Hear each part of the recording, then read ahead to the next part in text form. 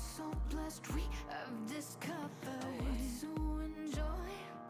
And now we're dancing like there's no tomorrow. We never run out of faith. We kept dreaming, kept transpiring, never losing hope again. And if they say so, we prove them wrong. We are the light dawn. We're shining like no other. Like diamonds in the rough. We found our way of colors. Now we're never gonna give it up. We're never gonna give it up. No, we're never gonna give it up. We love our world of color. We fight. We hope for love. We fight. We hope for love. Love. Didn't we fight for love? We fight. We hope for love. We fight. We hope for love. Didn't we all? We are the light. We're shining like no other. Like diamonds in the rough. We found our way of colors. Now we're never gonna give it up. We're never gonna give it up. No, we're never gonna give it up. We love our world of color. We are the light dawn. Like diamonds in the rough. We found our way of colors. Now we're never gonna give it up. We're never gonna give it up. No, we're never gonna give it up. We love our world of colors.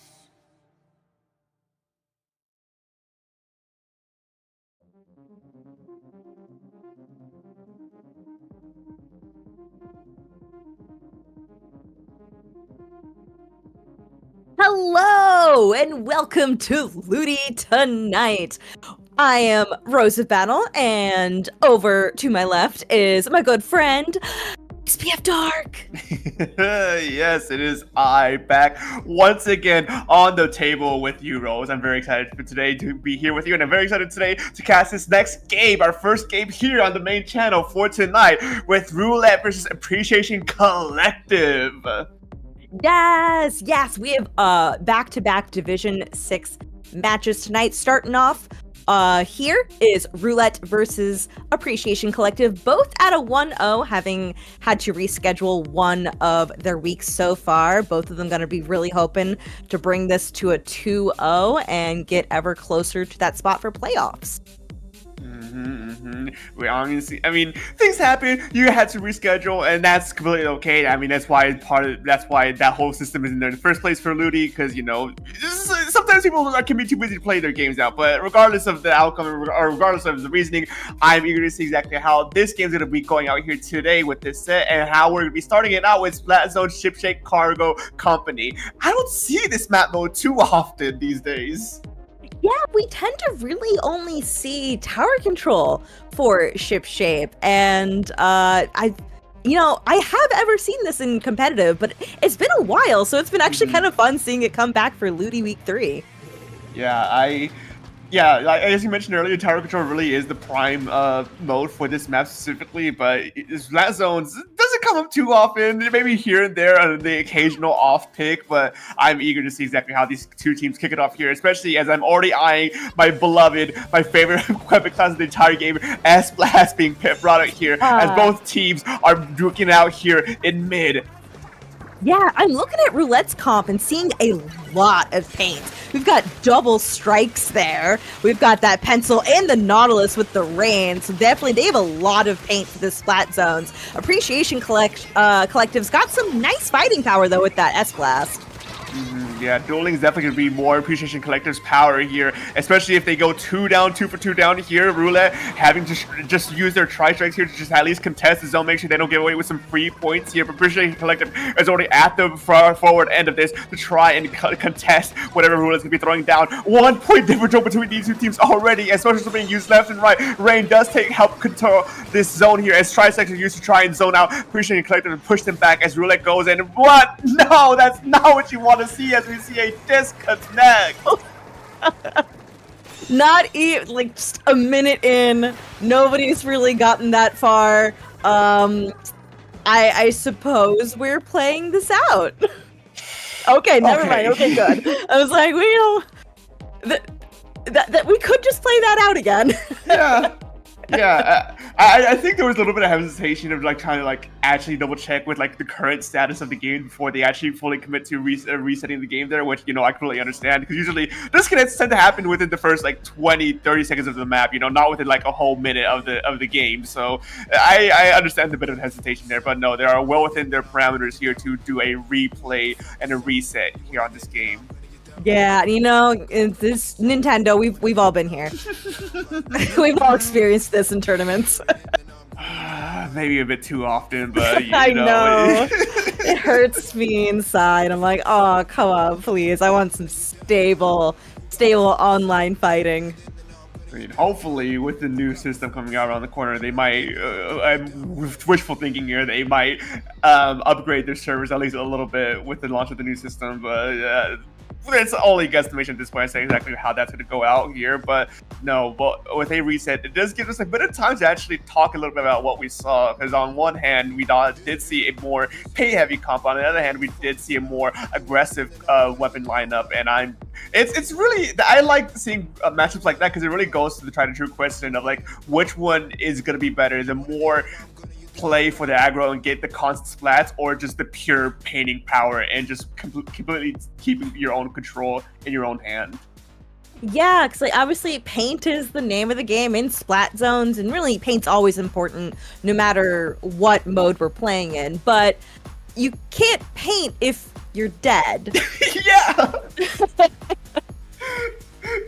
That's exactly. For those of you who might not be unaware or just don't know me that well, I am a blaster player through and through. I love blasters all around, and my main weapon to go is S-Blast. And I every single time I'm in the mindset whenever I'm playing ranked with that weapon is like, you can't do anything if you're not actually alive. So my job is to make sure you just stay down and don't get the chance to get back up. And usually, for the most part, that works out.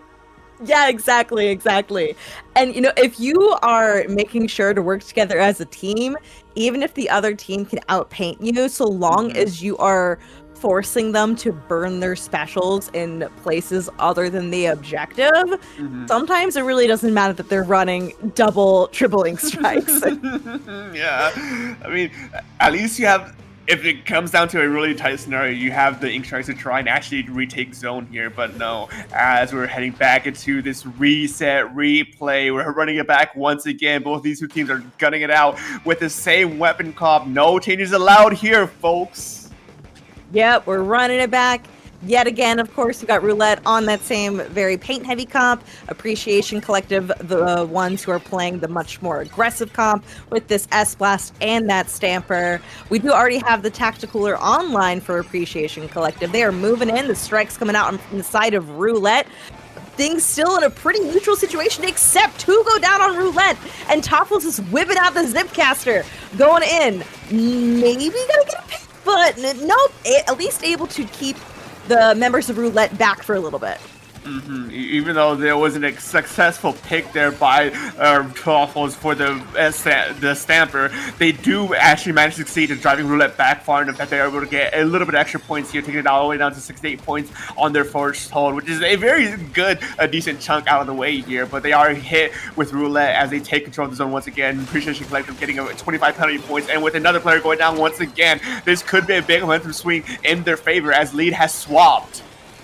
It has. We already hear the charged up Booyah coming in from that ass blast, just forcing them away. That Octo Shot is going to go down on the side of Roulette. Toffle's getting a great pick off of there, and I just see people going down on both sides. Roulette still in the lead, but might not be for that long, while Appreciation Collective is now officially through penalty points, gonna start making some actual points here. The zone's kind of close to being painted over, but with that, Appreciation Collective is now in the lead. Yeah, and I mean, this right here is a textbook example of what we were talking about earlier in the in-between. You can't really paint if you're not alive to paint, and Appreciation Collective is doing a wonderful job of keeping Roulette down and the ground long enough to be able to just take the lead and extend it even further as they keep on taking those points down. But no, finally going down. Roulette finally managed to get their things together as with using tactical to leverage their advantage here, they're able to push in, keep Appreciation Collective out of the game just for long enough for them to be able to take zone, and now they're getting ready for their own hold here in mid. Yeah, and I can already see Roulette's getting the tri-strikes ready, trying to hold them away. The Zuka coming on the side of Appreciation Collective, not really able to get a pick here, almost dying to that Zipcaster from Topples. Orca and the rest of the team now have their tacticoolers. They're trying to hold this. They do have the paint, but Abuya's coming out, forcing them away. Nobody has painted the zone yet, but the strikes come out. Roulette still has possession, but no, not long enough to be able to keep going down and getting the lead. They have a bunch of penalty points they're going to have to get through again. Yeah, both these two teams are constantly trading each other back and forth with their own picks, with their own specials. It's hard to actually keep track of exactly the minor details of what's exactly going on here as we see this chaos just continuing on time and time again. Specials being constantly used. There's a fight there on the left-hand side of the map as there's a one-for-one trade. Appreciation Collective does manage to actually take control of the zone once again as Roulette is forced to pay back, play it slow a little bit, but with that impactful pick here, they're going to move in with the tactical and the ready to retake zone once again, and with another player down, Roulette has control of the zone once again. They've got good control now. Two people going down on the side of Appreciation Collective. If Roulette could just keep their numbers up, but no, they're losing some people. This Pencil's doing everything they can to keep possession of the zone, get jumps in on the rest of the team. Gonna have to live through the Zipcaster. The Zipcaster does get one. Can Toffles get two? Can they keep the zone? Going in deep here. Appreciation Collective is successful in their aggressiveness here, and now another player goes down for Appreciation Collective. Roulette's trying to come in, get their own special repeat to get ready for their own retake, but that impactful ink tracks has been lost here, and they're forced to use the ink storm to at least try and hopefully neutralize the zone for them to be able to move up. But no, it doesn't even cap it. It doesn't even neutralize it, as Roulette's now struggling to actually break through this wall here from Appreciation Collective. 15 points remaining from their end, and with the 45 seconds remaining, things are starting to stack up against their favor, but with 2 down Appreciation Collective, Roulette's going to be able to actually take control of the zone here and set up a gear for maybe a potential overtime victory here. Maybe. If they can have a long hold, they will absolutely be able to keep holding it. But unfortunately, it's going to be really hard to do when 3 people go down and there's just this Neo trying to keep it, but gonna go down, not able to throw out all of those strikes. They're going to have to somehow get everybody in yet again in the final 15 seconds here. Yeah, really a hero play is going to have to be done here with only 10 seconds remaining, 1 player down. Roulette has to get going to at least think about contesting that zone if they want to stay alive in this game for a little bit longer, but Appreciation Collective, their aggressiveness proves to be too strong. They can't break through this wall of absolute defense here from them, and Roulette, unfortunately, not able to contest that zone as his first game goes to Appreciation Collective. Yes, it does. I saw that zone got close to neutral, but just not enough orange on there for Roulette to be able to force us into an overtime and get possession of the zone. Man, that was a tight game from both sides, constantly trading each other back and forth with these picks and with these specials, even with the points as well, just constantly taking the zone away from one another before at the end there, Roulette lost a little bit too much footing here. Appreciation Collective ran away with a good chunk of points, enough for them to be able to actually play it a little bit slow enough so they can actually retake zone once again and just ride it out from there. Roulette was starting to struggle a bit with this just sheer aggressiveness that Appreciation Collective had. Yeah, we saw a lot of really aggressive plays from Appreciation Collective. And that isn't to say that some of the players on Roulette weren't aggressive as well, but definitely we saw instances of some of them hanging back to make sure they got their specials ready, make sure they had those triple ink strikes ready. And I think just sometimes ship-shape cargo goes by really fast, and if people aren't set up exactly where they need to be, it is such a small map that you will lose control so quickly. There were times where, I was watching that thinking, oh, like, I think Lead might be able to swap here. It looks like this team's got a really strong hold on the zone, and then it was like, oh, nope, they went down too, and now they have to go. They have to leave. They're in danger. Yeah, that map is notorious for being able to just completely lock out your opponents there if you play your cards right. And we just saw there at the end, especially Roulette was just struggling to push past Appreciate Collective. But that really shouldn't be the end of them, though. This is a set of 9 first to 5 games here, so the Appreciated Collective still has some wiggle room here to try and make the course corrections they need to actually potentially win this set here against Roulette, or for Roulette to win this game here against or this set here against Appreciated Collective. As we head into game number 2, Humpback Pump Track with Rainmaker, a map mode I very much enjoyed seeing. Yeah, you know, we'll have to see if there are any comp changes on the side of either team here. But I know Blasters certainly like Humpback Pump Track. Yeah, this map mode, I say this every single time, and I'll forever say this every single time. This map mode, or this map specifically, is just the rattiest map you can ever imagine. If you play rollers, blasters, buckets, any kinds of those rushes even, you'll love this map mode just because of the terrain here. And we do see the S-Pass come back on this map. I am eyeing over Roulette's side, bringing out the V-Dualies. I like it. I like it. They might have some more aggression here. Might have some, you know, there are some good places you can set up for Crab here, depending on certain pushes. So I'll be interested to see how the Dualies player sets up for that on Roulette. So far, we have players going down on both sides. Still pretty much in neutral. That Crab is going to come out. They are throwing at them. That Crab is taken out with that buff hammer throw to the face. Yeah, I genuinely think that was a buff kill there. I don't think that would have gotten the kill there pre-patched here. But no, even though that Crab did get canceled almost immediately, Roulette is still sitting at a pretty good advantage here as they're able to take control of mid and just run that Rainmaker down to the first checkpoint, this first pedestal here, getting ready to pop it once again to potentially get even more points. But that hammer gets another pick. I believe that's another buff pick there.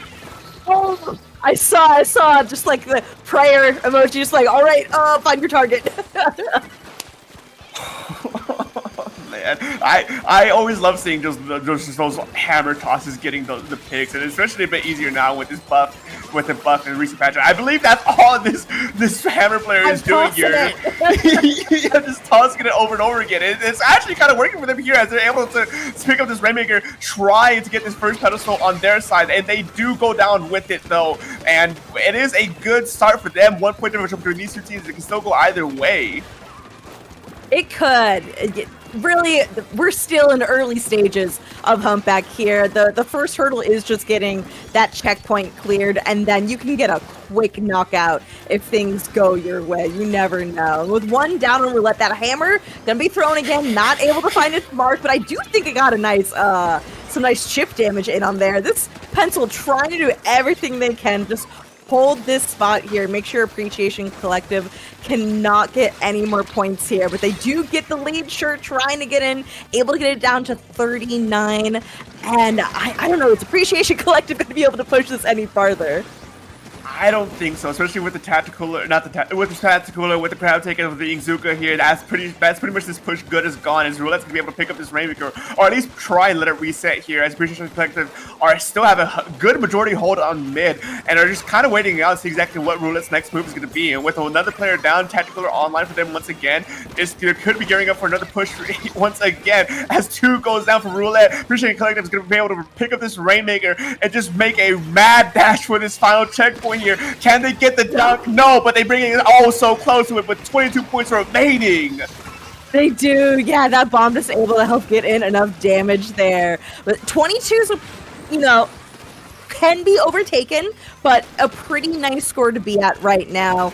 Really going to force Roulette to get some good picks in here. This Nautilus really putting the pressure on and putting paint down for the rest of the team here so that Roulette can start moving in. We already see Appreciation Collective retreating just a little bit, making sure they're holding that elbow, going to be prepared for any push that Roulette starts to make.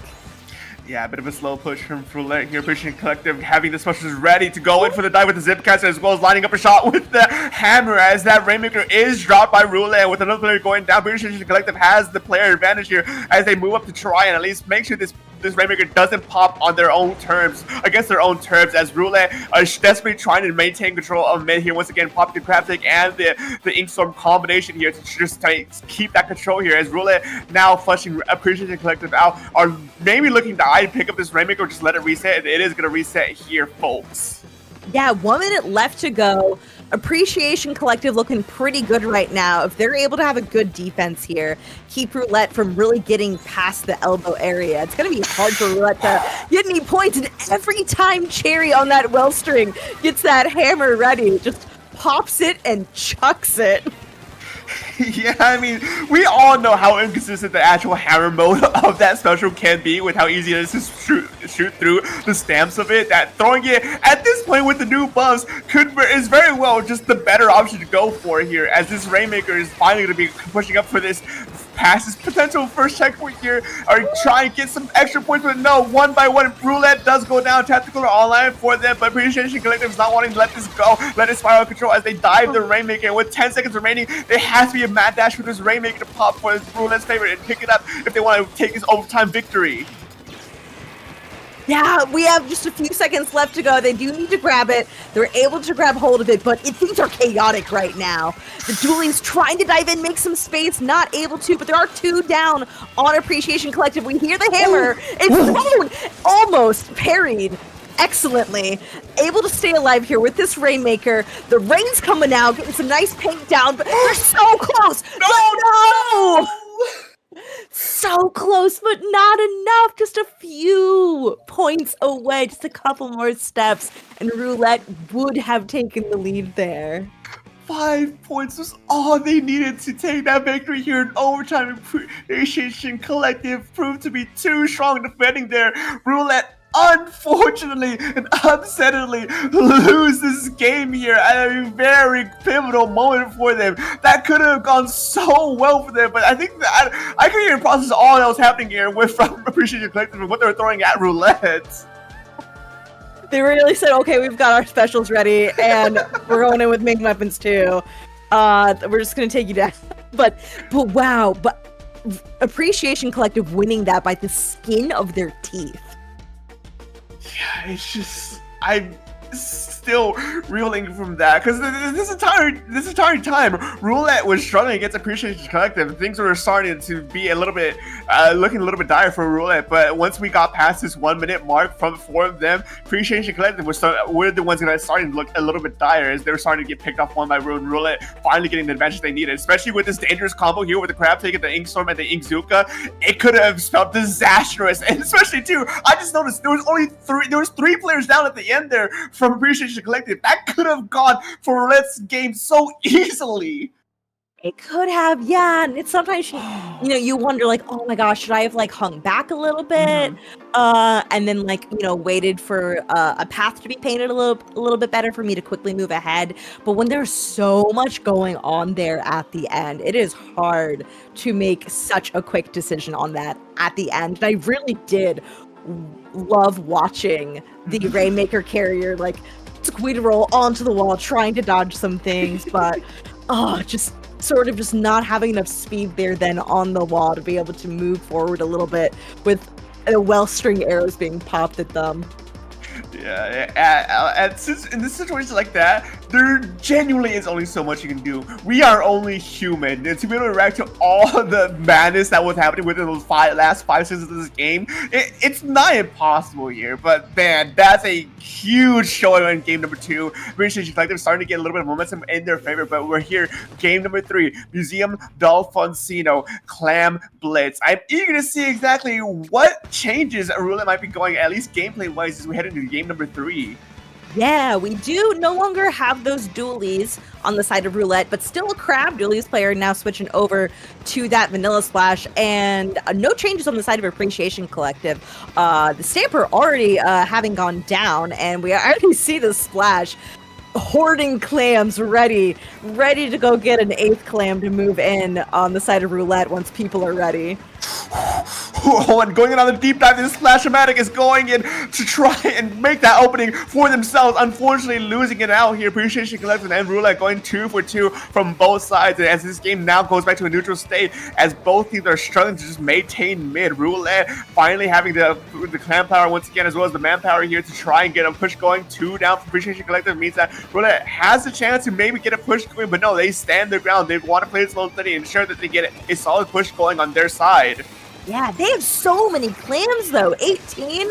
They've got they had specials online throughout that rain to be able to put in some paint pressure onto that side. We have multiple power clams at the ready. They have so much at their disposal. It's really just a matter of we need to be able to get in to then have a gigantic push. A gigantic push maybe forming here as we still see one player get picked from the pencil. Ink's gonna try to get that second pick here, and it's not until a delayed second pick here that Roulette can maybe get a push going once again, but no, still playing it slow and steady. Appreciation Collective having a strong hold on their spinner here, as now Roulette's slowly backing up bit by bit. Booyah Bomb being thrown here to scatter Roulette, and with immense speed, Appreciation Collective instantly pivots from being on the defensive to going on the offensive as they're pushing Roulette back further and further, taking control of the spinner. With Tactical online as well, they could potentially be the one to first pop the Power Clan basket here. It could, and we went from seeing like 22 clams in Roulette's possession. Now they have 0. Just when the 3 remaining players were alive earlier, all of them holding power clams, just completely alerting the opponents as to where they were. And we saw them go down one by one. And now it looks like things are really in Appreciation Collective's control. They're getting specials ready. They're starting to move in. Stamper trying to get some picks in. Gonna go down themselves, unfortunately. S-Blast going down, holding that power clam. We're halfway through the game and nobody's been able to score a point yet. Yeah, this is what I like to call the Clam Blitz special, where we see a good chunk of this game, no clams being scored whatsoever. We see a relatively neck-and-neck game, as now Appreciation Collective are going to be going on the defensive once again. Roulette trying to fighting out here in mid, play the neutral game to get that first crucial pick here so they can get their own push going, especially with the Cam County building in their favor. But no, a 2-for-1 special coming out for the S-Blast means that things are still going to be going in mid's favor here, as we see the Inkzuka pop to try and get another pick. They do get another pick. That could be the opening they need to finally get that first power clam into the basket, but no, Roulette standing their ground once again, and they unfortunately lose it out as 3 goes down. It looked like such a good opportunity for a push, but props to Roulette. We're able to move in fast enough to shut that down. Man, oh man, both these two teams are doing really well playing just a very fast-paced game, and in the midst of all that chaos, they're just recovering from that unfortunate push. Roulette, out of nowhere, comes in, gets the power climb into the basket, and even barely just extending it. But the final frame, that power climb basket was open, as they now, Roulette has 62 points remaining on their score. They're on the board now as we head into the final minute of this game. Yeah, they can't rest easy. That's 2 power clams from Appreciation Collective, of which now they have 1 for free sitting there down below their basket for them to pick up when they're ready to move in. They're going to start having to take space, and we see that with this Zipcaster coming out again. The Zuka trying to get a pick like it did last time. This pencil doing everything they can to stay alive with the burst bombs being thrown their way. Everybody's was alive until the Stamper went down. But I don't, we've got a crab online from Roulette. Here it comes. They're just trying to hold mid right now, just desperately for the last 30 seconds. But we have a disconnect on the side of Roulette with the final 30 seconds left to go. They're trying to hold on to this. You know, I feel like of all the modes, Clam Blitz might be the one that is the more possible than others to win a 3v4. Roulette's the ones with points on the board. They need to have a really strong defense to keep this going. Yeah, 10-second timer being called. We will be going to overtime. Appreciation does have 1 power climb on their side. A tactical being popped so they can move in quickly and try and potentially knock it down in overtime. Things are very critical here for Roulette. Appreciation Collective already taking control of their own spinner. Booyah Bomb, as well as the Inkzuka going out to try and create some space with them. 1 player goes down from Roulette with that power climb basket open, and instantly they're able to take that game out. Game 3 goes to Appreciation Collective as Roulette unfortunately loses this due to a disconnect. You hate to see it, but unfortunately it does still happen. And especially right there at the end, it feels so bad. But we saw Roulette really put up a good fight. Yeah, Roulette did a very well job. This game 100% was theirs until those very final few moments. Appreciation Collective, for a good chunk of this game, was actually on the back foot for for a majority of this entire set here we've seen in this game. As Roulette just were able to move quickly and keep Appreciation Collective just on their toes constantly, but in the most critical moment to try and hold and ride out for the remainder of this game, that disconnect comes in, just completely sideswipes them from out of nowhere. And Appreciation Collective, even though I gotta give props to how well Roulette played here, this final push of them was extraordinarily well done with how fast they were able to move and just get that power clam just instantly deleted. They did. They made sure to use this booyah to make sure they can get in. Pretty sure they called that the Nautilus was the only one right there able to stop them. And with 4 people alive on the side of Appreciation Collective, they knew, hey, we just need our power clam holder to sneak in. And then as long as, we have enough people alive, even if we trade out on this Nautilus, we do have the clams available to be able to take the lead here in the end. Yeah, it's just... At that point, there's really only so much you can do if Appreciation Collective really does have the coordination like that, just to be able to instantly punish those 1 or 2 picks here. But man, oh man, game number 3, that's a gotta sting loss there. It's a really hard thing to try and properly reset after a loss like that. But I do hope that Roulette, being the man of the people and the entertainer I am, do manage to take these next few games here so we can see that potential game number 9 here. But before we even get to that state here, we still gotta get through game number 4, which is gonna be Hagglefish Market Tower Control. Very big map here. Obviously, of course, also one that blasters quite enjoy. I know blasters tend to enjoy a nice tower control moment. But we'll see. We also saw a lot of triple ink strikes come out on the side earlier of Roulette. Also pretty nice special to have in your back pocket just in case you need it for overtime or pushing through certain areas around checkpoints. So I think both teams have good tools here. I wanted to be known, Rose, that as soon as you mentioned the triple ink strikes from 3 different players, I just got hit with the mental damage of just seeing 3 ink strikes being used consecutively in overtime to make sure that your enemy team cannot hit that tower. And that is a curse thought I wish I didn't think of at this moment. It could happen. I've totally come across that in solo queue. And I'm just like, oh no, there's no way. There's no way I can get on that tower now. Oh no. Oh, hopefully we don't get subjected to that torture here as we head into game number 4. A very pivotal game, by the way, in this set, as this can put Appreciation Collective to match point if they can play the cards right here. But Roulette is still ever strong. I do hope that they can stand their ground and take this game here so we can see the game number 9. But nonetheless, both these 2 teams are duking it out, making a mad dash from here to see who can get that crucial first pick. Yeah, and no strikes here, actually. We've got Zukas on both sides, and we also have our Splash player sticking to Vanilla Splash with that crab. Pencil able to get a really nice pick for Roulette on the side of Appreciation Collective, having to run away from the Zuka. S-Blast and that Splatling going down on the side of Appreciation Collective, meaning Roulette can start inching forward a little bit. A little bit is what they did get. Only 5-point differentiation between these 2 teams. Even though there's only been a total of 7 points scored across the board here, Roulette just trying to desperately make sure they can get a good hold in mid before they actually commit to a proper push here. And especially with 1 going down for Appreciation Collective, this could be their good opening push here as they get another pick. And Roulette taking control of the tower are going to be the ones to actually further extend their lead and potentially hit that first checkpoint as they get another consecutive pick. They're starting to stagger Appreciation Collective here, which could be very dangerous on a map like this. Absolutely. Even though it's a large map, knockouts can happen really quickly if the team pushing the tower is able to set up and keep holding here. S-Blast trying to clear this tower space out. Roulette's keeping the pain up and getting some really crucial picks on Appreciation Collective right now. This game is really, really theirs right now.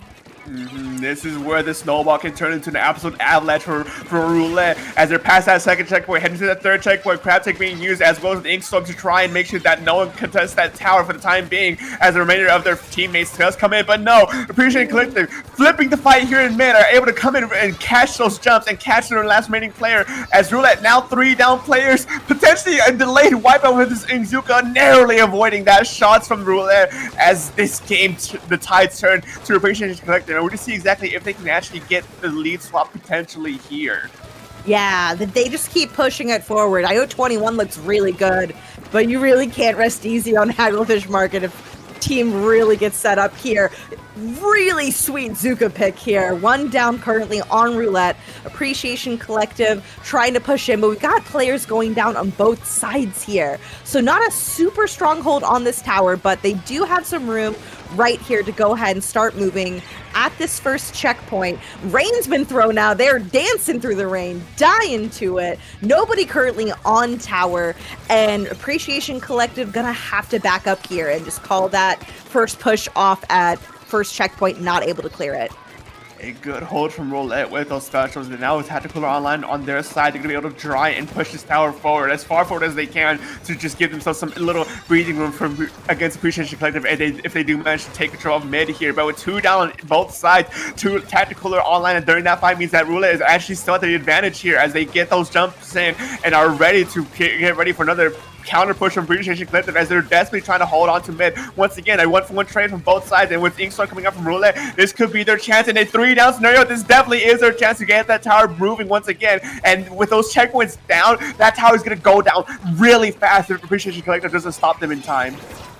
Yeah, this is going to be really, really good for Roulette if they were able to hold this position here. If they can make it through this final checkpoint, even better, but they don't need to play risky here. We have a minute left to go. Trade happening. Trades right now are going to be in the favor of Roulette. We're about a minute left in the game. They have a pretty strong lead at the moment. Gonna lose a few players here. That tower's going to start drifting back towards mid. If Roulette can get set up back again and just play a really good defense, push that tower forward whenever they can and try to keep it from encroaching too much on their space, then that's really all they need to do. Yeah, at this point in the game, with that much of a lead against your opponents, it's really going to be all about risk management and making sure that you don't take the risk you don't need. And with 3-down scenario here from Appreciation Collective, Roulette can and absolutely should push this tower as far forward as it can to make sure that Appreciation Collective, if they do manage to end up getting tower control once again, that they have as much space as they can for Roulette to play with, so they can slow it down if they need it be. But 2 going up from Roulette means the Appreciation Collective could actually start getting a good push going on their end. Crabty coming out here from Roulette means that they're going to try and attempt to stop this tower as best they can. 15 seconds remaining. Roulette's going to try and hold on as best they can. Appreciation Collective diving the members of Roulette, but 2 down on their side means that Roulette can absolutely just camp these final players here, just swarm them down, rush them down as they have control of the tower, meaning that Appreciation Collective cannot contest that tower. Roulette takes their first game in this set. They played this really well. Like, I saw Appreciation Collective possibly diving into some fights that they were not ready to take, and Roulette was really set up to have a really strong push and then just hold space, back up when they needed to, move back in once they got some good picks. Yeah, this definitely was a good showing from Roulette. A lot of good plays here against Appreciation Collective, and it could be actually a very important pivotal point for them as well, because now you know exactly what to expect from Appreciation Collective. You're starting to know what makes them tick, and you're starting to actually prepare to fight against that here. And as this game goes on, you learn more and more about your opponents. This matchup could start to see a bit more one-sided in favor for Roulette as they can bring a few extra games on their side. Because last game, even though we did see that disconnect and what did go to Appreciation Collective, last game was most likely going to be Roulette's game there with how little time Appreciation Collective had to try and earn that victory there at the end. So this could be the start of Roulette coming back in the later half of this set. Yeah, they just gotta, get those bets in right and then start waiting. Sometimes things don't go your way, but then once fortune starts to favor you, really take advantage of that. And so I'll be eager to see how they end up playing Robo Ramen here. We're going back to zones, our second zones game for the night. Roulette definitely looking to start racking up the wins here, because things still currently very heavily in Appreciation Collective's favor with a 3-1 so far, with a lot of paint we've seen from Appreciation Collective. Obviously nice on zones, but or from Roulette side on zones, but you know, Appreciation Collective, we've seen they've done really, really well fighting. Yeah, it's a very interesting thing to consider here as well, because since this is the first game Appreciation Collective lost in this set, they actually have the opportunity here to try and pull something out of their bags of tricks to potentially shake things up for Roulette and keep them on their toes, keep themselves second guessing. That's exactly how they want to play it out, because Appreciation Collective, the first 3 games has been a relatively good strong on their end. That third game was a bit shaky on their side, and Roulette, as I mentioned before, they're starting to figure things out. So this could also be the perfect opportunity for Appreciation Collective to keep things in their favor by shaking things up a little bit. Yes, we'll have to see heading on into this game 5, Ramen Zones. I love Ramen Zones. It's just such a fun map mode. I just love Robo Ramen in general. Again, we do see that paint heavy comp coming out here, and then we've got just about what we've generally expected from Appreciation Collective, but I don't recall if we saw Cherry running pencil earlier. I don't remember. My memory for names and weapons is not on the high end part of this, so I may be wrong. I don't think so, but you know, we'll see exactly if that's the case or not. As Roulette has the first control of the zone here, they do unfortunately go down 2 players here, meaning Christian has absolutely every right to push up against Roulette and keep them at bay. But the Tri-Strikes does come in to try and slow them down at least a little bit. Roulette holding their ground, staking their ground, and manages to take zone once again. Yeah, this Splash is trying to stay alive, call the buddies in to come in and help. And fortunately, they're able to get some good picks here. Points now going in Roulette's favor, just trying to hold space here at the moment. Players not pushing up too much. Looks like they're playing this a little bit safe right now, looking to see if they can get Appreciation Collective to charge on in and maybe make some mistakes. But the Booyah Bomb's coming out. The Zipcaster is out. Roulette able to just keep this neutral for now, able to take it back, taking down players. That is currently a 3-3 situation at the moment. Looking to change right now. Appreciation Collective still, there we go, has taken control of the zone, letting Roulette get down to 35. A very good flip here from Appreciation Collective, giving Roulette a hefty amount of penalty points here. And with 2 players down on their side, it doesn't seem like they could probably hold this on for too much longer, even though Tactical is online for Appreciation Collective side. But the Inkstorm in combination with these 2 shooter weapons here on the zone means that they're able to just get this zone back into their name within an instant. With now finally chipping away with those penalty points, Roulette's gonna definitely want to try and play a little bit slow and steady here to make sure they can get as much value as they can out of this, but the Ingzook and the Booyah Bomb combination is too much for them to handle, as Appreciation Collective moves in quickly, contests the zone, trying so desperately to take control of it once again, but no, it's just too much from Roulette as they take control once again. Yeah, Roulette did actually have a pretty strong hold earlier, able to get through a bunch of penalty points, and they are now through it, looking to get many more added points, able to get some a really nice double there on Appreciation Collective. The Zipcaster from Toffles trying to get in, make something happen, but the points are counting down for Roulette. They are ready to get their game 2 win right now. 3 down. It is just an S-Blast, and they are down. There's nobody else left to paint the zone, and that is going to be a win over on the side of Roulette. Yeah, things are starting to really heat up now. Roulette's really figuring out Appreciation Collective and their game plan. They were able to knock us out with a very solid lead here. It wasn't exactly 100-0, mind you, but I believe it is they took their game from around 70-60 points all the way down to a knockout. Appreciation Collective shrugged to actually retake the zone once again. It's a very cool thing to see, and it's why I like sets like this, like longer sets like these in this game, because you know the first few games, sometimes some teams take a bit longer to figure out the game plans for your opponent. And so having more games to play means that you can really truly adapt and really see exactly, okay, what can we do to try and play better here? And I always enjoy longer sets like this. Yeah, I'm liking Roulette finding their footing.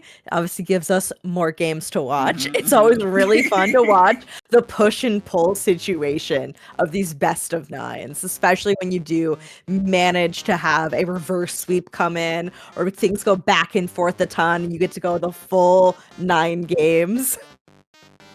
Game 9 would be great here, and we're just seeing the Roulette once again here, just doing a very good job there at the end with fighting against that Zipcaster and just using the specials to really make sure that they put Appreciation Collective into a checkmate. And now head into game number 6, Rainmaker Scorch Gorge. This could be another pivotal game here in this set, as they could really show exactly, does Roulette have the momentum to keep things going in their favor, or can Appreciation Collective break the streak that Roulette has been building and try and end this game or end the set before things spiral too out of control? Yeah, definitely. Appreciation Collective's gonna want to start taking this back. They can get this game. They know they'll be at match point. They have like a little bit of breathing room. Obviously, they would love to end this as soon as they can. You would love to have as few losses on your LUTI record as you can to always make your chances of going into playoffs a bit better. Scorch Gorge Rainmaker can be a pretty, I don't know, it's either really stally or it's over in a flash. Yeah, this is, I think one key component here with this map specifically as well that might help with the speed of it is just your control of the ramps on that first checkpoint here, because depending on how well you attack it or how well you can defend it, you can really dictate a lot of the tempo of the game based off of that. Because if you have a very good hold but a very weak attacking power to your opponents, it's going to be a bit of a stall fest. So it's going to be up to you to try and crack and take good control over that ramp on that first pedestal, so you can really get things going into your favor. Yeah, both teams gonna want to make sure they have not only control of their own ramp, but when they're ready to move in, especially you want to make sure you have that paint down ahead of that Rainmaker. Hopefully they can get a quick dunk on that Rainmaker check and then be able to move in. But I don't know, sometimes, occasionally you see a cheeky move over to that left check over on those grates if a whole other team gets stuck over defending their ramp and you're able to just sneak on by because you're able to keep them busy. Yeah, so many players don't even think about the left route across the grates and onto the left pedestal. It's just so many. I genuinely don't think in my entire almost like 2.5, almost 3 years of casting, I've ever seen anyone take that left route and dunk the Rainmaker over there. It's just such a rare thing to ever see, and that I kind of hope that people start taking it more just so I can get some more entertainment value out of it. But no, game number 6. I'm eager to see exactly how these two teams are making the adjustments that they need to try and close out the set here. And I do see the return of the V-Dualies from Roulette. Yes, definitely love seeing the V-Dualies come back out. I love seeing some dualies. We already have specials online from Appreciation Collective. That there's that Zuka being fired towards the snipe onto that pencil. Getting just like a nice pick there on that backline with the cooler on for Roulette. Appreciation Collective, unfortunately, gonna lose some players now due to other specials being popped. So things are going really back and forth, but Roulette is gonna opt to grab this right now. They do have player advantage. They're able to start moving in, trying to get some space ahead of that Rainmaker, but I hear a Booyah being charged, thrown at that checkpoint. Orchid Knight still holding on to this, playing a little bit patiently, waiting for a little bit more space to be painted up in front of them so they can go dunk that Rainmaker. Playing very patiently, in fact, but gets a great pick. I'm just waiting. I'm just waiting for the swim up to this pedestal and gets the dunk. Yeah, a very good, just slow and steady play there from Roulette, and it just goes to show how important good holding on that ramp is. Because if you're able to just completely zone out your enemy teams, you just can't and don't have the means to actually push up here. But no, now Roulette going a 1-for-1 trade here in mid means that Appreciation Collective is going to be able to pick up this Rainmaker, at least take it to mid as Wheel Bomb is used, trying to zone out that Ram side, clear it out, and see if they can get a proper push going. But no, Roulette's defense is too strong as this splatter shot is going in on the deep end to try and get that Rainmaker out of their hands. And unfortunately, once again, we see another disconnect. Oh, it's a rough night. I think we've mostly seen the DCs on the side of Roulette here, which is just so unfortunate. You hate to see it. Yeah, I think another thing that's also unfortunate from this is I believe that they're choosing to play this out, and I believe they're still well within their... Well, I don't remember if it's first checkpoint or 50 points from Rainmaker specifically, but it seems that they are going to be playing this out regardless of what the ruling is. And with a 3v4 on this map is not a fun time, let me tell you this for a fact.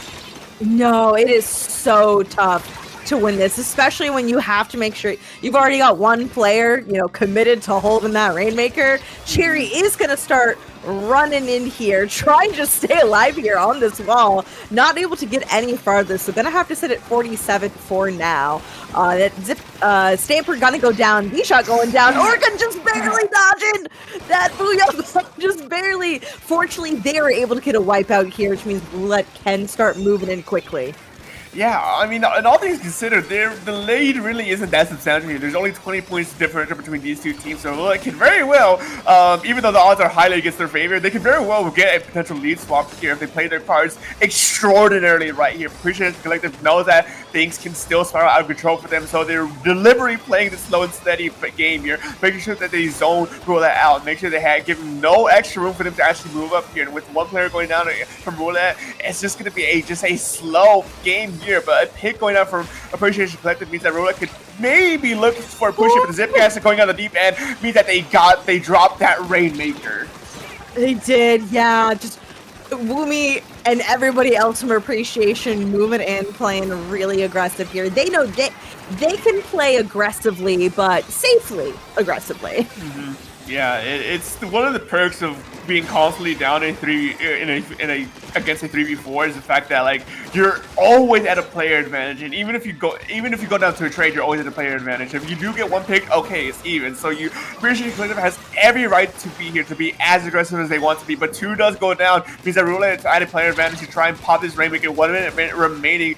Appreciation Collective brought it down to 33 points remaining. That's gonna be a daunting task for them. It is. It's going to be really, really tough here. Appreciation Collective at this lead of 33. They do lose one player now. Things are even in terms of players currently on the field. This Pencil trying to do their best to get as much paint down for their Rainmaker carrier teammate as they can. Orca Knight just trying to do everything they can to play safely and not lose space here. But there are 20 seconds left to go. And being at a player disadvantage is really, really tough here. Doing their best to paint their feet, but they're just having a really hard time getting in through mid here. The rest of Appreciation Collective going in. They're able to get a pick on that S-Blast, but there are Tuffles already there, Sure's already there, Cherry's already there. It's just going to be really, really tough to get in here, and that is going to go over to the side of Appreciation Collective. Not to downplay their fantastic plays here. They played that really, really well. Also, just very unfortunate for Roulette having had a DC earlier in this set, meaning that they already had their one replay. They had to keep playing this one out. Mm-hmm. Yeah, it's an unfortunate thing to happen here because already having your one disconnect happen so early in the game and what might just be a very spotty night for someone's ISP means that you're just kind of at the whims of Mercy and just the randomness of whatever internet provider you're having. So it's just a tough thing to actually play out there. But I do appreciate that Roulette absolutely tried their hardest to actually take it here, and they could have got a good push going here, but there's just too much offensive power from Appreciation Collective that they just couldn't really get past mid here. And at the end there too, they were kind of in a checkmate scenario because when they had their Rainmaker picked up, I believe they only had, if it went to overtime, I think they would have only had about 5 seconds of overtime before that Rainmaker would have eventually just blew up in their own hands. So it was just a dire situation that I don't think they could have recovered from at that point.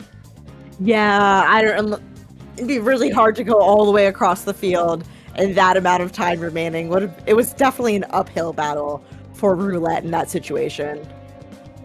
An uphill battle that I hope that they could potentially recover from, as we're now in match point from Appreciation Collective. They're one game away from taking this set, and it's gonna be on Umami Clams. We've seen beforehand Umami Clam for Clam Blitz. That Roulette can actually get a good push going. It is unfortunate at the end there that on the last time in Appreciation Collective, it was. Shocker, it was another disconnect that actually ended up just kind of putting the final nail in the coffin there from Roulette there. So if things go smoothly internet-wise, Roulette should be at a little bit of a more comfortable playing zone here and a little bit more of an advantage here heading into this game number 7. Yeah, we saw them play Museum Clams pretty well. So I would not be shocked if they're able to, perhaps like Roulette just has a more comfortable time playing Clams. I feel like every team kind of has their own favored mode generally, in addition to their favorite maps. I love to see some good Clams gaming here. So, fingers crossed for good internet, stable internet connections here. Certainly Appreciation Collective wants to take this win. They want to end the set. And a little bit of a tiny mishap here, as we do see the wrong map right now. Nothing a quick reset can happen. Something wrong map here really isn't that big of a deal. It happens to all of us. Human error can only can only be prevented for so long. So even though we got a quick glimpse of the weapons here, this map I'm still eager to see exactly if there's going to be what these teams are going to be talking about in terms of like what their gameplay changes that they want to be, because Roulette, like I mentioned already, might be a bit more of an advantage here just naturally heading to this next game. Yeah, I'll be intrigued to see how they end up playing on Umami, and we'll see if they're able to really hold here. Umami's such an interesting map because it really is sort of like these two different sides of that higher up middle section that people will frequently contest. There are some nice spots to poke with Blaster onto opponent's dome, but I don't know, if you get like a pencil set up or something over on the side of Roulette, that pencil could stretch across a lot of the map. So if they're able to get set up well, I could see Roulette moving in pretty quickly. Yeah, I think how you position your backlines here and how well you use them to your advantage, it could really be a key part here. And we do see two pencils coming out, both one on each side, so there really isn't necessarily going to be a range advantage from one end over the other. But I am eager to see exactly. The V-dualies are brought back out here once again. Crab Tank could be another just anchor mode that they can pull out at any moment once they get the special ready, and could just absolutely turn fights on a dime if used correctly. But no, one goes down for Roulette early on in this game. Appreciation Collective moving in to try and collect those cams and potentially get a ball going for their favor. Yeah, ball already created here. Cherry is able to pick that up, but everybody going down. It's just the S-Blast, and yeah, they're gonna go down there. I don't even think there was a chance to even think about trying to grab that power clam. So Roulette able to really take some space here. We see the Crab Tank come out. Appreciation Collective not being able to move in just yet. We do have one going down on both sides here. Power Clam thrown in, down to 80 points right now. But Roulette's probably going to have a really hard time following up here on that.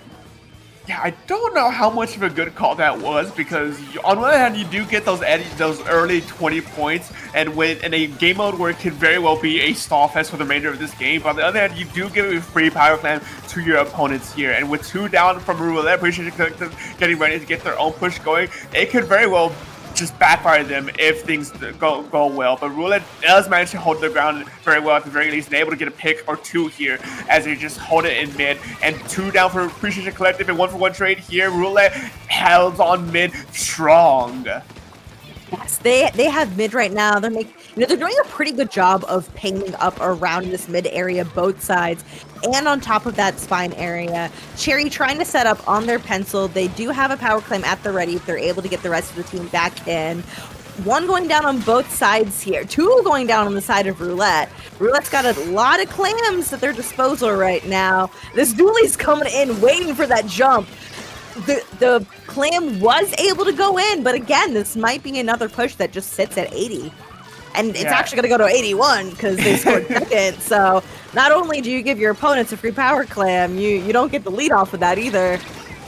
Yeah, I was literally just about to mention that with both teams at 80, the first team is going to stay at 80, but the second team does go up 1 point because, you can't really have a tie in this game for some reason. So with 1 point differing between these two teams, Roulette definitely has the advantage here, even by a slim margin, to just play it out and potentially just stall the remainder of this game if they so choose to be. But no, 1-0 for Roulette means Appreciation Collective can't go on the offensive here, but no, one goes down on their end. I believe they have Tactical online, so they can still go on the offensive without too much punishment and too much risk on their name tag. Inkzuka does come out to try and get a pick, but no, unfortunately, one gets stuck on the wall and 1-for-1 trade over there on that right hand side. 2 down for Appreciation Collective means Roulette just hold on to mid here and are looking to see exactly if they can get any kind of push going in their favor. Yeah, fortunately getting a pick on that Stamper is going to be really nice. The S-Blast went down. Roulette seeing the opportunity. They have 2 power clams ready to score. Zuka coming out. First shot doesn't get anybody. Second shot doesn't get anybody. Third shot missing Cherry. Unfortunately, not going to be able to take this pencil out. And they are going to lose several members of their team. That is going to stall out their push right now and give Appreciation Collective a chance to move in and take space for their own counter push here.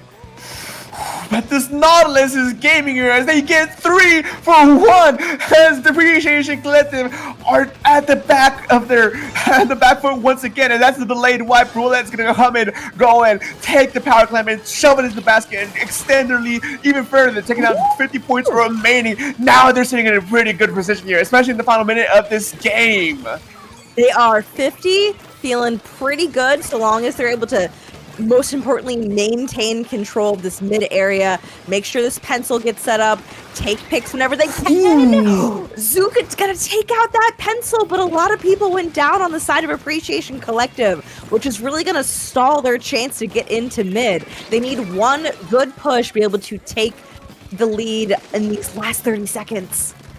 Yeah, 30 seconds, not a lot of time to play with here, but there is a large amount of clams on the Appreciation Collective side. If they can get a power clam going and a good team fight going on their side, they can absolutely just run away and steal this game. A 1-for-1 trade, never mind, take that back. 3 down for Appreciation Collective. Roulette stands their ground, where even though they have 2 players remaining, there's tacticalers on both sides of the map, so it's gonna pretty much cancel each other out. Appreciation Collective does have a power clam on their side and popping tacticaler once again. We're gonna be seeing an overtime scenario here. See exactly if Roulette has what it takes to ward off his upcoming push here and this stressful time. You see Cherry trying to make sure go in with the rest of the team. Toffel's trying to create some space for Appreciation Collective so the rest of the team can go in. Cherry does still have that power clam. They're trying to get in. We are over halfway through overtime. Cherry throws in the clam down to 71. We need some more clams going in the basket. We need a few more. We're down to 53. We need 2 more clams in the basket. Just 1 more. And Appreciation Collective takes that game, winning this set for them. In an overtime victory, Appreciation Collective held strong until the very end and did not give up, even when odds were stacked against their favor. Roulette unfortunately folding to this immense power push here at the very end of time, and man, oh man, that was a sight to see. They played that really well at the end, making sure, okay, we're not going to rush this when we're not ready to take in that space.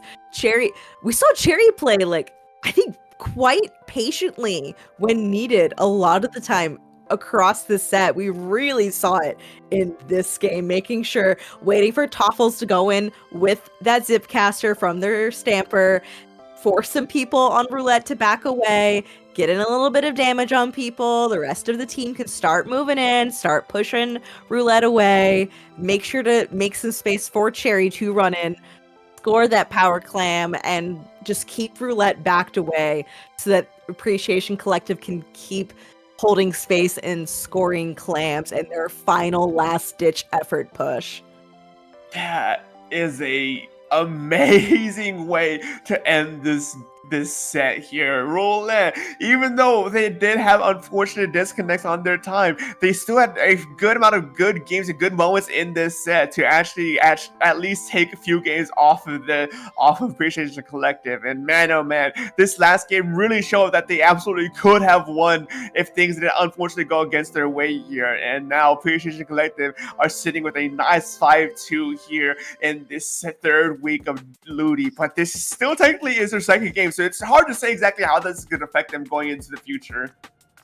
Yeah, it's still pretty early for this group in Div 6 because we still have a lot of games from week 3 to happen. This is only, one of the sets for round 3. We did have reschedules for week 2 for both of these teams we just watched.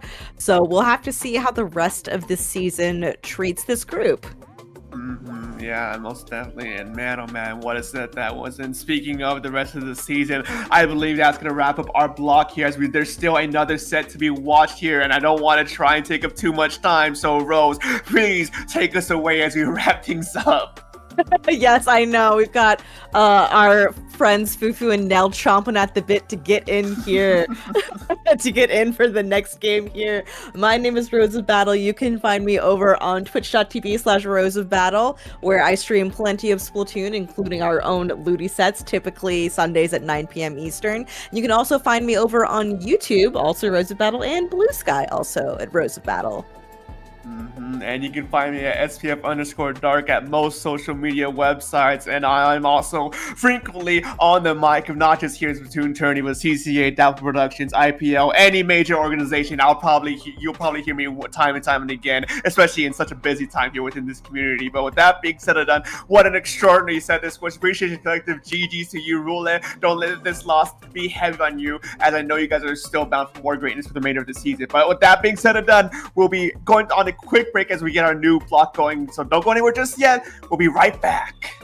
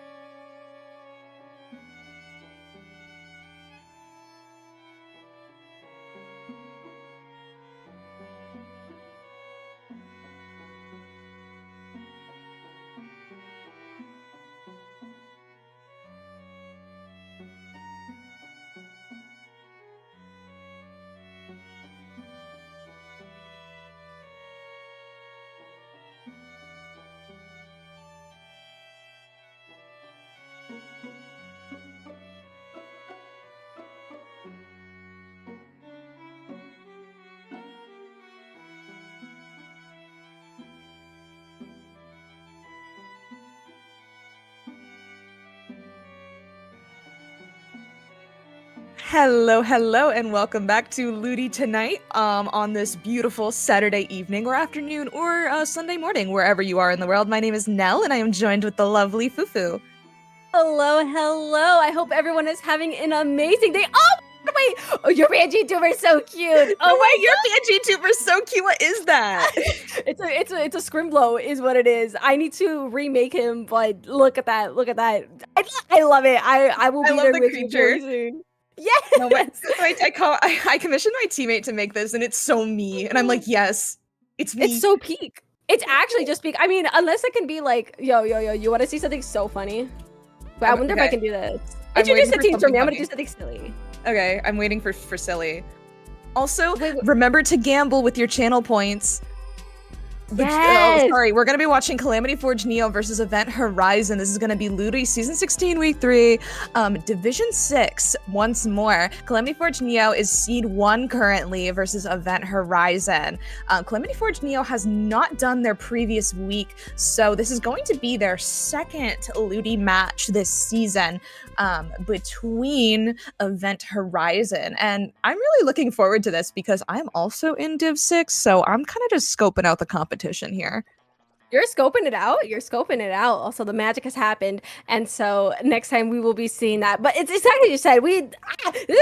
This is exciting here, Nell, if you ask me. But even more exciting is this map mode that we have going on. Ship shape zones. I had just played this thing earlier. We are back in the building. I have a love-hate relationship. We're going to be seeing how this is going to go down because we have a very large choke point in the center and a whole lot of sides that we can play. So we're going to see what's going to be happening here.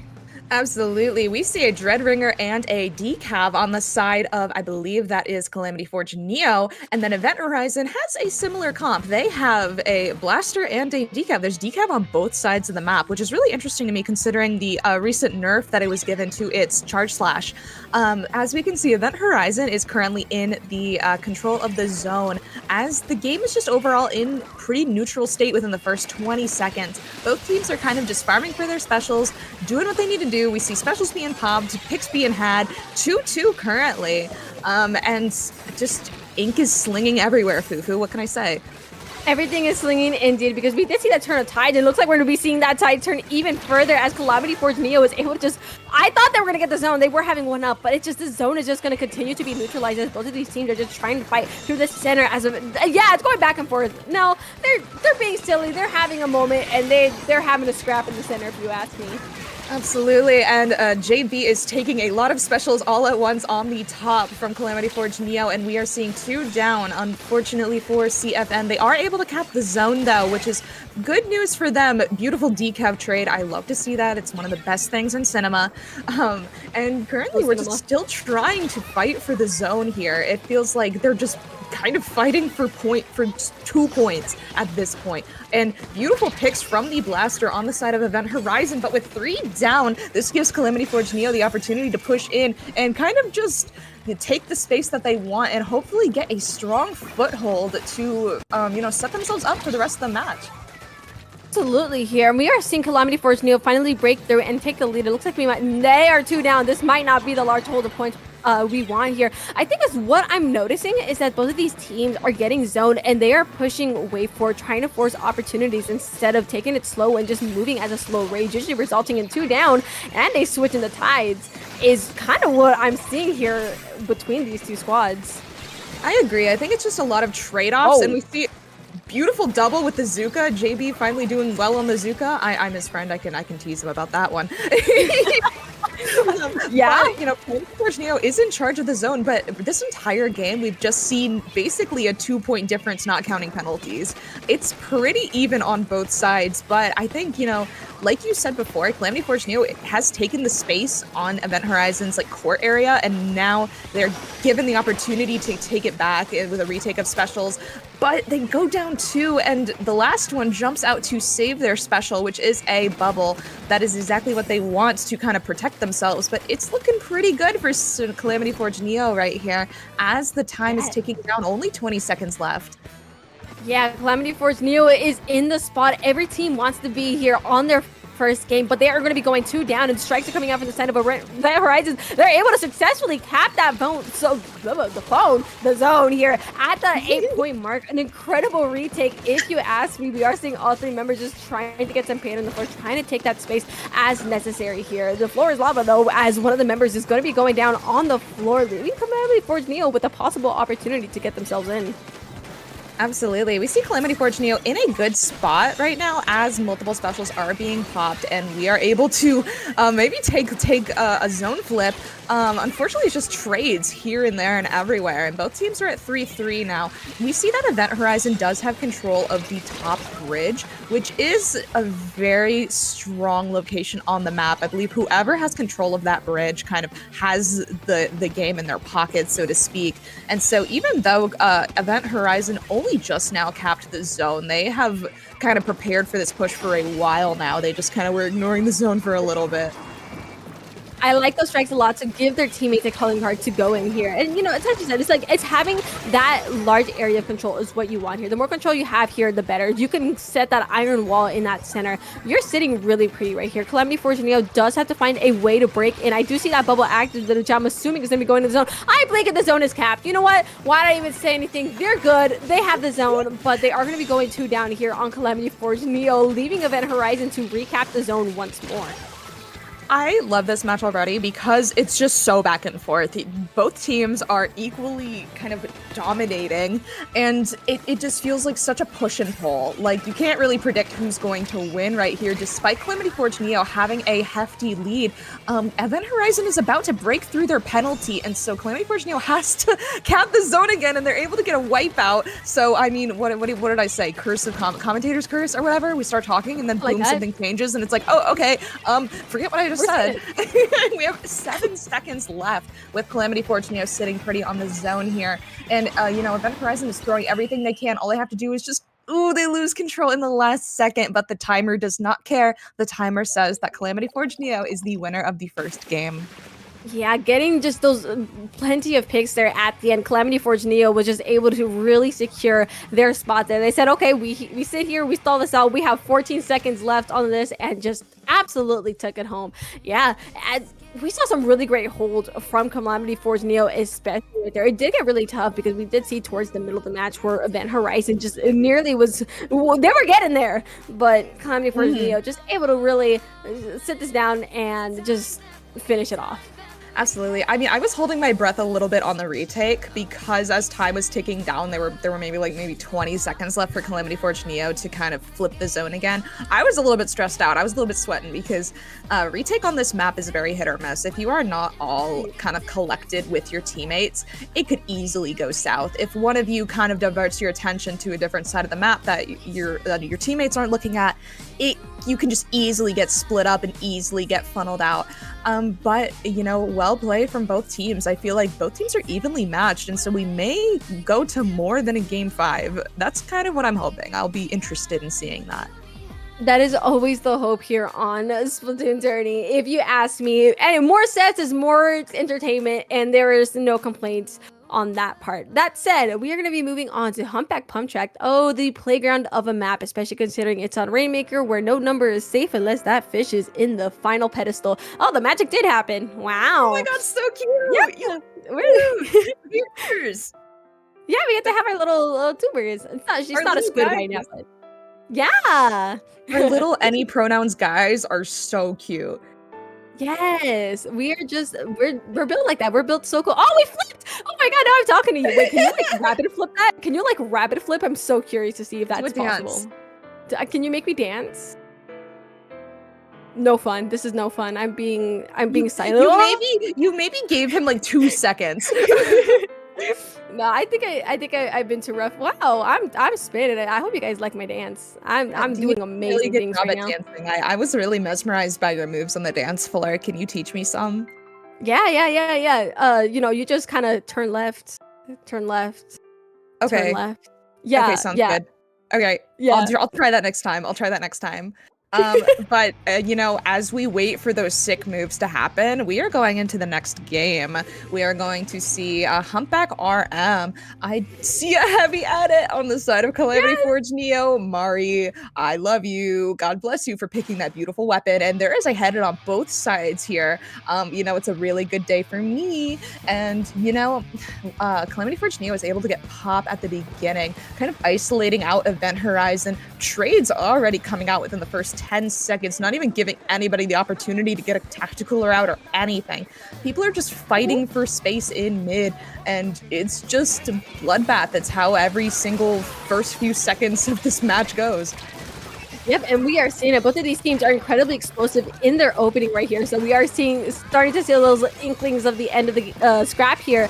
But no, it's not over. We're still at 10. Actually, like Calamity Force Neo able to get that Rainmaker in their hands with both of their decals out on the field. And never mind, that is going to be a huge opportunity here for Calamity Forge Neo to get that fish into the checkpoint, get things going, especially considering there's 3 down. Delayed life. And so Mari is just kind of able to zoom safely to the checkpoint, just wasting no time. Only 6 points left, leaving Calamity Forge Neo 2 up with a special on the board. They are not letting this go without a fight, but Event Horizon is kind of sweating. They're like, okay, we just need to... Oh my god, they were so close to dunking it. But oh my god, this is Oh my god. Yeah, no, I'm seeing it. We're speaking it. We are doing everything we can to get the words are not wording anymore, because that was the words are not wording. They're not wording because what are words?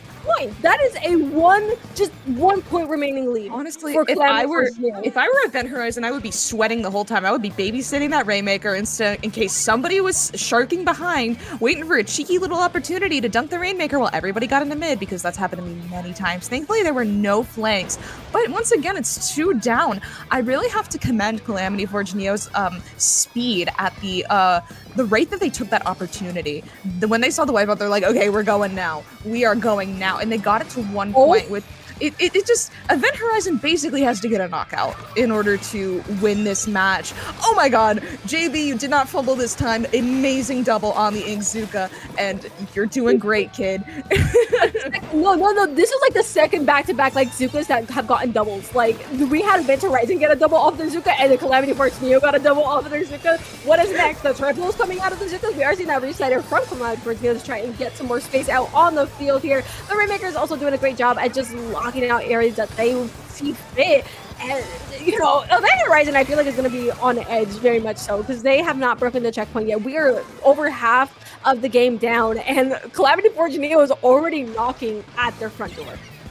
I do not want to answer that door. If I was Event Horizon, I would be like, okay, can we not answer that door maybe? Maybe we could wait until they leave, but there's no waiting. They kind of have to force their own opportunities, because Calamity Forge Neo is being a force that they need to reckon with. It seems like what I think is happening is Event Horizon just keeps getting caught out without paint in mid. I feel like they're kind of skipping the step of going through the elbow and just taking their time, painting up, collecting specials, but instead we just see a bunch of drops in mid, as you can tell that the pressure's kind of getting to them, as Mari just kind of sits nicely in this little corner shooting away. You're like, I can't be touched. And, if I were Event Horizon, I would be sweating right now. So here we are seeing that, a cheeky play there from the Blaster, able to get a lovely direct on Mari right there, taking out the Rainmaker successfully. Again, they are just slowly trying to move this forward here. Calamity Forge Neo still having a really nice hold in the center, really limiting the space that Event Horizon can play through. And an excellent pick there from the decap. Looking for more, maybe? Nah, we're looking to hold. Absolutely. I mean, Calamity Forge Neo has to just hold here. They don't gain anything by overextending. They could get a wipeout, but that's pretty much it. This decav is absolutely tearing it up in their plat area. And once again, Mario's just kind of sitting in the elbow this entire time, just kind of being a nuisance and raining down havoc on Event Horizon. And Event Horizon only has about 45 seconds left in order to make something happen. We do see specials on the board, but we see specials being popped right now. But Calamity Forge Neo is just holding space in mid, playing patient. They know that the game is in their pocket as long as they don't overextend. Absolutely here, especially considering that there are only 30 seconds left of this match as well. We are seeing them playing this choke point. We're just playing around it, hovering, just trying to like limit the space that Event Horizon can feel they can safely move through. It's saying, hey, if you want to move here, you are under the risk of absolute fire. We are seeing the bubble ready here from Waffle within these last 10 seconds. So I'm assuming he'll hold that choke point if they can get. Nope, they're going. They're out for blood. No, they're bad. They're out for blood. Are we seeing this? Oh, they were out for blood. We see a cheeky pick from the decav, absolutely canceling out the other decav that has a cooler ready. My bad, bubble.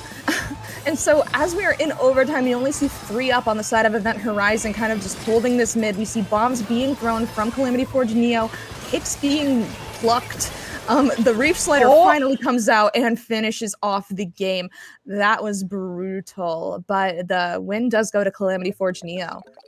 What a dominant game from Calamity Forge Neo. It feels like they've always had a grasp of the entire game. They knew what they wanted to do throughout this entire match. It feels like Humpback Pump Track is the map for them because we just saw they literally almost knocked this game out within the first minute. And, you know, Calamity Forge Neo is really feeling themselves here. And I believe they're going to be running on a lot more momentum here. Oh, for sure. I mean, with this map mode, if you're locked out, you literally cannot move, especially if the other team knows how to play their range. And I didn't see them overextending into the enemy's plat too much. They did it just enough to make sure that the other team was not able to move forward. And in the end, that is what sealed their win. That is what confirmed their win. It's just... poor Event Horizon was not able to push up or even just touch them. So I do want to see maybe a more paint-conscious comp on the side of Event Horizon for next time. I feel like maybe if they were able to have, I don't know, strikes or something, or a more like displacement special under their belt, that may be helpful for them to get in these lockout scenarios. But next game is going to be Clams on Museum. Don't we love this map mode? A very interesting one that I say you either are playing the slowest game of Splatoon or your fastest game of Splatoon, because this open mid sometimes feel like, you know, if we're probably I'm you're dancing. I'm you're dancing. Oh my god, you learned it. You're doing it. Thank you for teaching me those awesome moves. I really appreciate it. Yeah. Oh my god, you're slaying. Honestly, I love the moves. Execution 10 out of 10. We love to see it. This is what we call a slay. Thank you. I'm at the goth club right now. Yes, as you should. As you should. Commentating from the goth club. We love to see it. Yeah, I love it. I love seeing our little guys. I feel like we're on a talk show. We're on LUTI tonight. Yeah, we are talking. We're talking. We're to all pronouns. No more dancing. No. Oh my god. This is so sad. It's fine. It's fine. We need a break from dancing. Yeah. We're sweating back here. Yeah, we're chilling. We're chilling. But yeah, so next game, I'm not the biggest fan of Clams on Museum personally, just because it feels very like, if you are able to score 1, you're able to score a billion. There's no back and forth here. That's my experience with it. The lockup can get really silly, and I feel like the weapons of Event Horizon are going to be great if they can get themselves to a lockup. No, both teams, because they both have ledge check weapons as well. The Dread here on the side of Calamity Forge Neo, and the Blast on the side of Event Horizon. So I think it really is a race to see who's going to be getting under that basket first. Is going to be scoring a lot of points here. Yeah, we see the change. We see pencils on both sides for the extra range because this is a longer map. It's just when we see a DC. Unfortunate. I feel like tonight has just been full of DCs. Yeah. Laz said a little birdie may have told me that there were a couple DCs on the board. Oh, the song. Wait, hold on. The song goes hard. Hold on. Let me get the song. You gotta hear this. Oh, it's pretty good. Right? I like this song. Oh, it's so good. I'm pretty sure this is Persona, I want to say. I'm pretty sure this is Persona. Like, I'm like 99.9% sure. And if I'm wrong, wow, gotcha chances. I love the instant replay of the DC, just so that we can kind of really super analyze their openings. So, yeah, bro turned into dust. The decaf, Oh no! gone. It They just evaporated. They got snapped out of existence by Nintendo. It's so sad. I'm sorry, little one. They are lost on this world. So sad. They got sent to a different realm. They may be returning back to our plane though, since I'm assuming they want to come in and finish the set. Absolutely. I mean, Event Horizon is granted, I believe, no more DCs. They aren't able to DC and be given the opportunity to replay, if I'm understanding the rules correctly. I may not be. I'm not a TO, but hopefully this was just a one-off fluke, and then they can just rest easy. That would be ideal, because I know sometimes some internet providers are not very nice. I've had my fair share of times where I'm playing a game and it's like, loud and correct buzzer, and I'm like, all right, buddy. All right. Yeah. And, you know, when you're in that scenario, you can't really do much about it aside from just keep moving forward. So, as we do, we continue to move forward. It looks like we have everybody back up on the board. Alive, hopefully. No more DCs. Cross your fingers. But yeah, so we are seeing, once again, pencils on both sides. No comp changes. But yeah, we are just going to see people start the match, try and farm for specials, and do what we need to do. One difference that I noticed is that Mari on the side of Calamity Fortunio, the pencil player, is farming for cooler in the back here, just kind of taking their time, getting some paint up in mid. We see the Dread, available with a special and a Reef Slider ready. The Reef Slider is maybe able to get 3, well, there's 3 picks down, and now Event Horizon kind of has to back up as Calamity Fortunio is wasting no time scoring some clams into their basket, already south of 65 points. Oh my goodness, they came in running. They are like on fire here, Calamity Fortunio. You know, we said whoever gets into that basket first is going to be in for so many points, and we are absolutely seeing that on the field. They're still going in to put more points, leaving that decaf. Portani just left to fight for their own. That is going to be a delayed wipe in the favor of Event Horizon, but with the absolute damage of 29 points left on the board for Calamity Fortunio. What an insane first minute push, if you ask me. Absolutely. I really admire Calamity Fortunio's ability to just kind of push up very quickly and cohesively as a team. It does take a lot of coordination to do so, especially considering you need to have the clam economy to make the ball and actually score points with it. But we see a pretty strong delegation of clams on Event Horizon's side, actually, as they are in control of mid currently and pressuring the enemy's plat. 2 down on the side of Calamity Fortunio. This is Event Horizon's opportunity to score some here. If they're able to kind of get stabilized and set up on their plat, which they may be, because it seems like Calamity Fortunio is in this endless stagger, but we only really see another power clam on the side of Event Horizon and no other clams. We do see a few people on their plat, but I don't think this is enough for such a strong hold that Calamity Fortunio was able to do. They will not do as much damage to the points as Calamity Fortunio did, with only 60 on the board right now. Absolutely here. Just it was still a good chunk of points. So I will say it is better to have 60 than to have 100. Well, effectively 80 with the penalty points on the board as well right here. But we are just about halfway through with this match. We are seeing 2 down on the side of Event Horizon, leaving a 1-person up difference here for Calamity Fortunio, and a first jump out from the clam, which just gives Calamity Fortunio that much more space in the back as well. Whether or not they're going to be right at their doorstep is going to be the question we're going to be answering very, very soon. Exactly. We see the decaf here hungry for picks. Unfortunately, they do go down, which was Calamity Fortunio's like power in mid, and so they're kind of having to retreat a little bit back towards their plat, except for the one Reef Slider, unable to catch anybody, unfortunately. We see JB popping the famous Zuka, trying to get a pick, unable to find anything. It just seems like Calamity Fortunio just keeps going down and down, almost to a delayed wipe aside from the pencil, which gives Event Horizon the opportunity to score again if they are able to make it to the basket. They have a huge clam economy of 3 power clams available, definitely enough to change leads here if they are not able to maybe get their score on the board. Unfortunately, 2 go down, including the one holding the power clam, and now Event Horizon has to just kind of back up and stabilize again. Absolutely here. And, we're back in this neutral state. We just have it's a bit of a waiting game here as I believe Calamity Fortuna is going to be looking for these opportunities very soon, considering how explosive they can really get. Bubbles out on the field, and so is the Reef Slider to try and take some picks, able to take one successfully, and quickly looking towards the pen to see if they can find any more picks. But just the field is scattered in yellow and blue, turning more yellow than blue here. Event Horizon now having a little bit more in their favor as they just continue to approach the basket of Calamity Fortuna, threatening to open this while they're at it, doing so, but they're going to lose 3 members in the process as well. Able to take a pick, but it's just not enough. That score is going to be stopping at 50, forcing that pin to jump out effectively at the late wipe. Event Horizon is consistently able to score power clams into Calamity Fortuna's basket. However, it just feels like they don't really have enough to hold a push for a long time.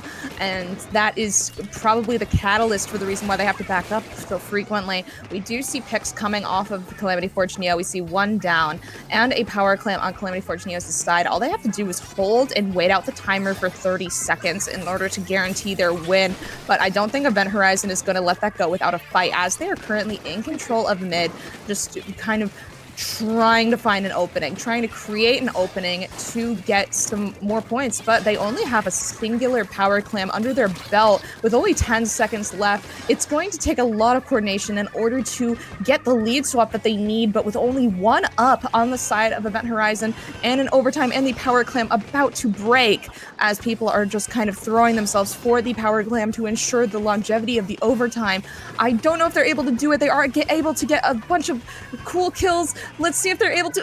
But they missed the jump. They have a few seconds left to score, and they are able to score in overtime, but I'm not sure if they have the clam economy to do this. Fufu, they only have 1 clam, and it's just the pencil. I don't know if they're able to do this, but I really hope that they're able to. Ooh, just by a hair. Oh my god, they were unable to score in overtime. That slider coming in to take one of the members out was actually just huge right there. To just take anyone out while you can, because if not, they could very well be a threat later. Calamity Fortuna, what an amazing show strength there this match. Honestly, they came in showing off like literally within the first minute. I feel like Calamity Fortuna just likes to show off in their first minute. It's actually kind of crazy what they do when they start off. I don't know if they just have player enabled Gambit or something. Like they just go, yep, everyone has Gambit. Go, my Scarab. I guess. Absolutely. That's how they're playing in my eyes. Yeah, I definitely see that too. Like they have a very strong opening and they just kind of ride that for the entire game. I will say that I think Event Horizon was getting a lot more consistent picks on them this match compared to previous matches. I think that maybe if this mode wasn't clams, they could have taken it home.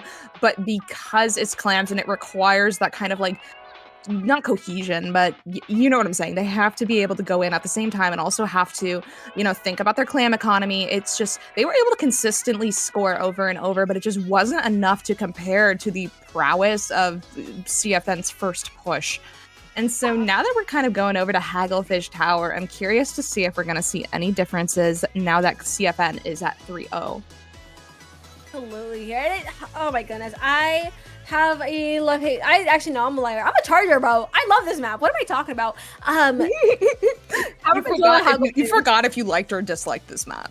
Yeah. But I think I like it overall. Methinks it's going to be very interesting. From at least the backline point of view here, it's going to be interesting because I think the biggest threat here for teams is going to be whether on push more specifically is whether they're going to be able to clear that window. I believe that's going to be second checkpoint.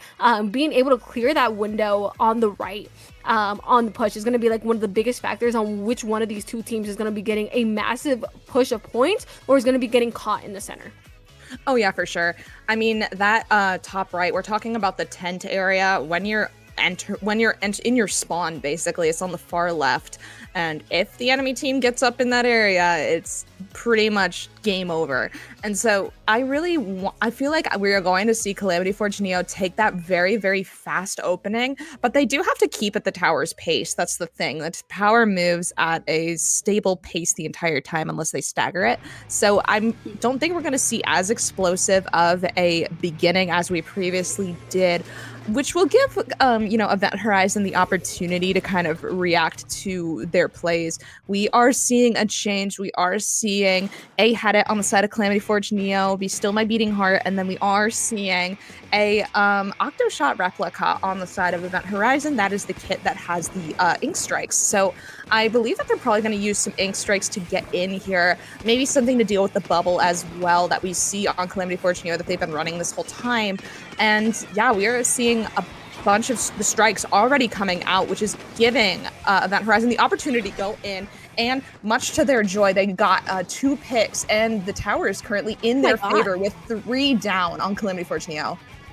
Absolutely. Look at them go. And it's just like Event Horizons. They suddenly turned the tides on Calamity Forge Neo, giving them a quick taste of their own medicine. Just seeing those strikes right there to clear the window are absolutely huge. That bubble, that baby bubble is going to be going absolutely nowhere as it goes down right here. Look at where the blaster is under these ledges, trying to clear everything they can. The decap here on the plat already. They're making waves. Points are just ticking down. We're already down to 25 points, only 1 checkpoint left, as there is a scramble at the tower. Currently just picks going left and right and left and right, and I know that JV is about to clip that with a wipeout on Event Horizon, effectively pressing the stop button on their push here, which gives Calamity Forge Neo their opportunity to do a counter push. But let's see if they're able to kind of mimic that fire that Event Horizon had in their beginning of the match. I think it's absolutely possible, especially considering what we saw of previous openings that Calamity Forge Neo was able to make. You know, if it were me in my head, I'd be like, well, it looked like we're pushing for the first time. That 22 points does not matter if this tower just keeps rolling. They're going to be looking to try and just take parts of this ramp, but Event Horizon able to get so much pain on the floor is going to make it very difficult here for Calamity Forge Neo to really try and move themselves forward, opting to try and meet them closer to the tower instead. Absolutely. Calamity Forge Neo going 2 down currently, leaving Event Horizon in a pretty nice spot right now as they have 2 specials up and online. Unfortunately, their decap is down, respawning as we speak. The tower goes back to neutral in the center as we see people just trying to just situate themselves. Calamity Forge Neo is attempting another push as specials are going out, but the strikes are here to cancel that. Just kind of put a pin in that. They're like, okay, we're gonna pause for now. We have a Zuka online, a cooler out as well, but only 3 members up, so Calamity Forge Neo can't really push too much. They are able to push now that we have some more members online, but it just feels like there's a stagger. Somebody's always down, and I'm not too sure, but it seems like they may be a little bit stressed out as 2 minutes are back on the board. They are able to get 2 down on Event Horizon's side, which gives them the opportunity to hop on the tower again to see if this push is any different. Absolutely. Just the field, just ink is flying left and right. Things are going. We are seeing the edit just try and fight for this power, but the strikes are going to come out to delay that process even further. The pen is situated on site, able to take a really nice pick on the decap, and it's already the end of Calamity Forge Neo's push right there. We are seeing the paint management that Event Horizons is putting on the field, and just the patience that they are showcasing, especially considering that they have such a great lead, is really impressive. It feels like we're watching a whole different version of Event Horizon that we just haven't seen through the set yet. Absolutely. We see 2 down on the side of Event Horizon. They are swiftly coming back, though, as Calamity Forge Neo is throwing every single special that they have at the little ramp area so that somebody is able to go in. We only see 1 member of CFN pushing up, and unfortunately 3 go down, and that is a delayed wipe for Calamity Forge Neo, as Event Horizon is able to cancel their push again, and now we only have about 1 minute left on the block with a hefty lead to be able to be retaken from Calamity Forge Neo, but they have like 2 checkpoints left in order to maybe get like a KO. It's not really looking good for CFN right now unless they're able to kind of lock in and get what they can. But Event Horizon is preventing that with their effective special output. I feel like they have crazy special output this game, and it's just left and right and left and right. It just feels like Calamity Forge Neo is in a scramble that they can't get out of. Yeah, meanwhile, it's like when you compare the sides, Event Horizon feels like in a state of flow almost. Look at Waffle, dude! Waffle just bro is taking pigs. I respect it. Oh my god, Calamity Forge Neo is again on the back foot against the pressure of Event Horizon. We are seeing Bull just try and get the Zook out, trying to find the pick, not quite finding it though, and being forced to deal with the blaster here along this window. 20 seconds left. Event Horizon is pushing this tower closer to the edge of the spawn of Calamity Forge Neo. I love the way they're putting themselves back as needed to keep themselves alive, keep that space, but this is now an inch that Calamity Forge Neo can turn into a mile maybe here as all their members are just moving forward.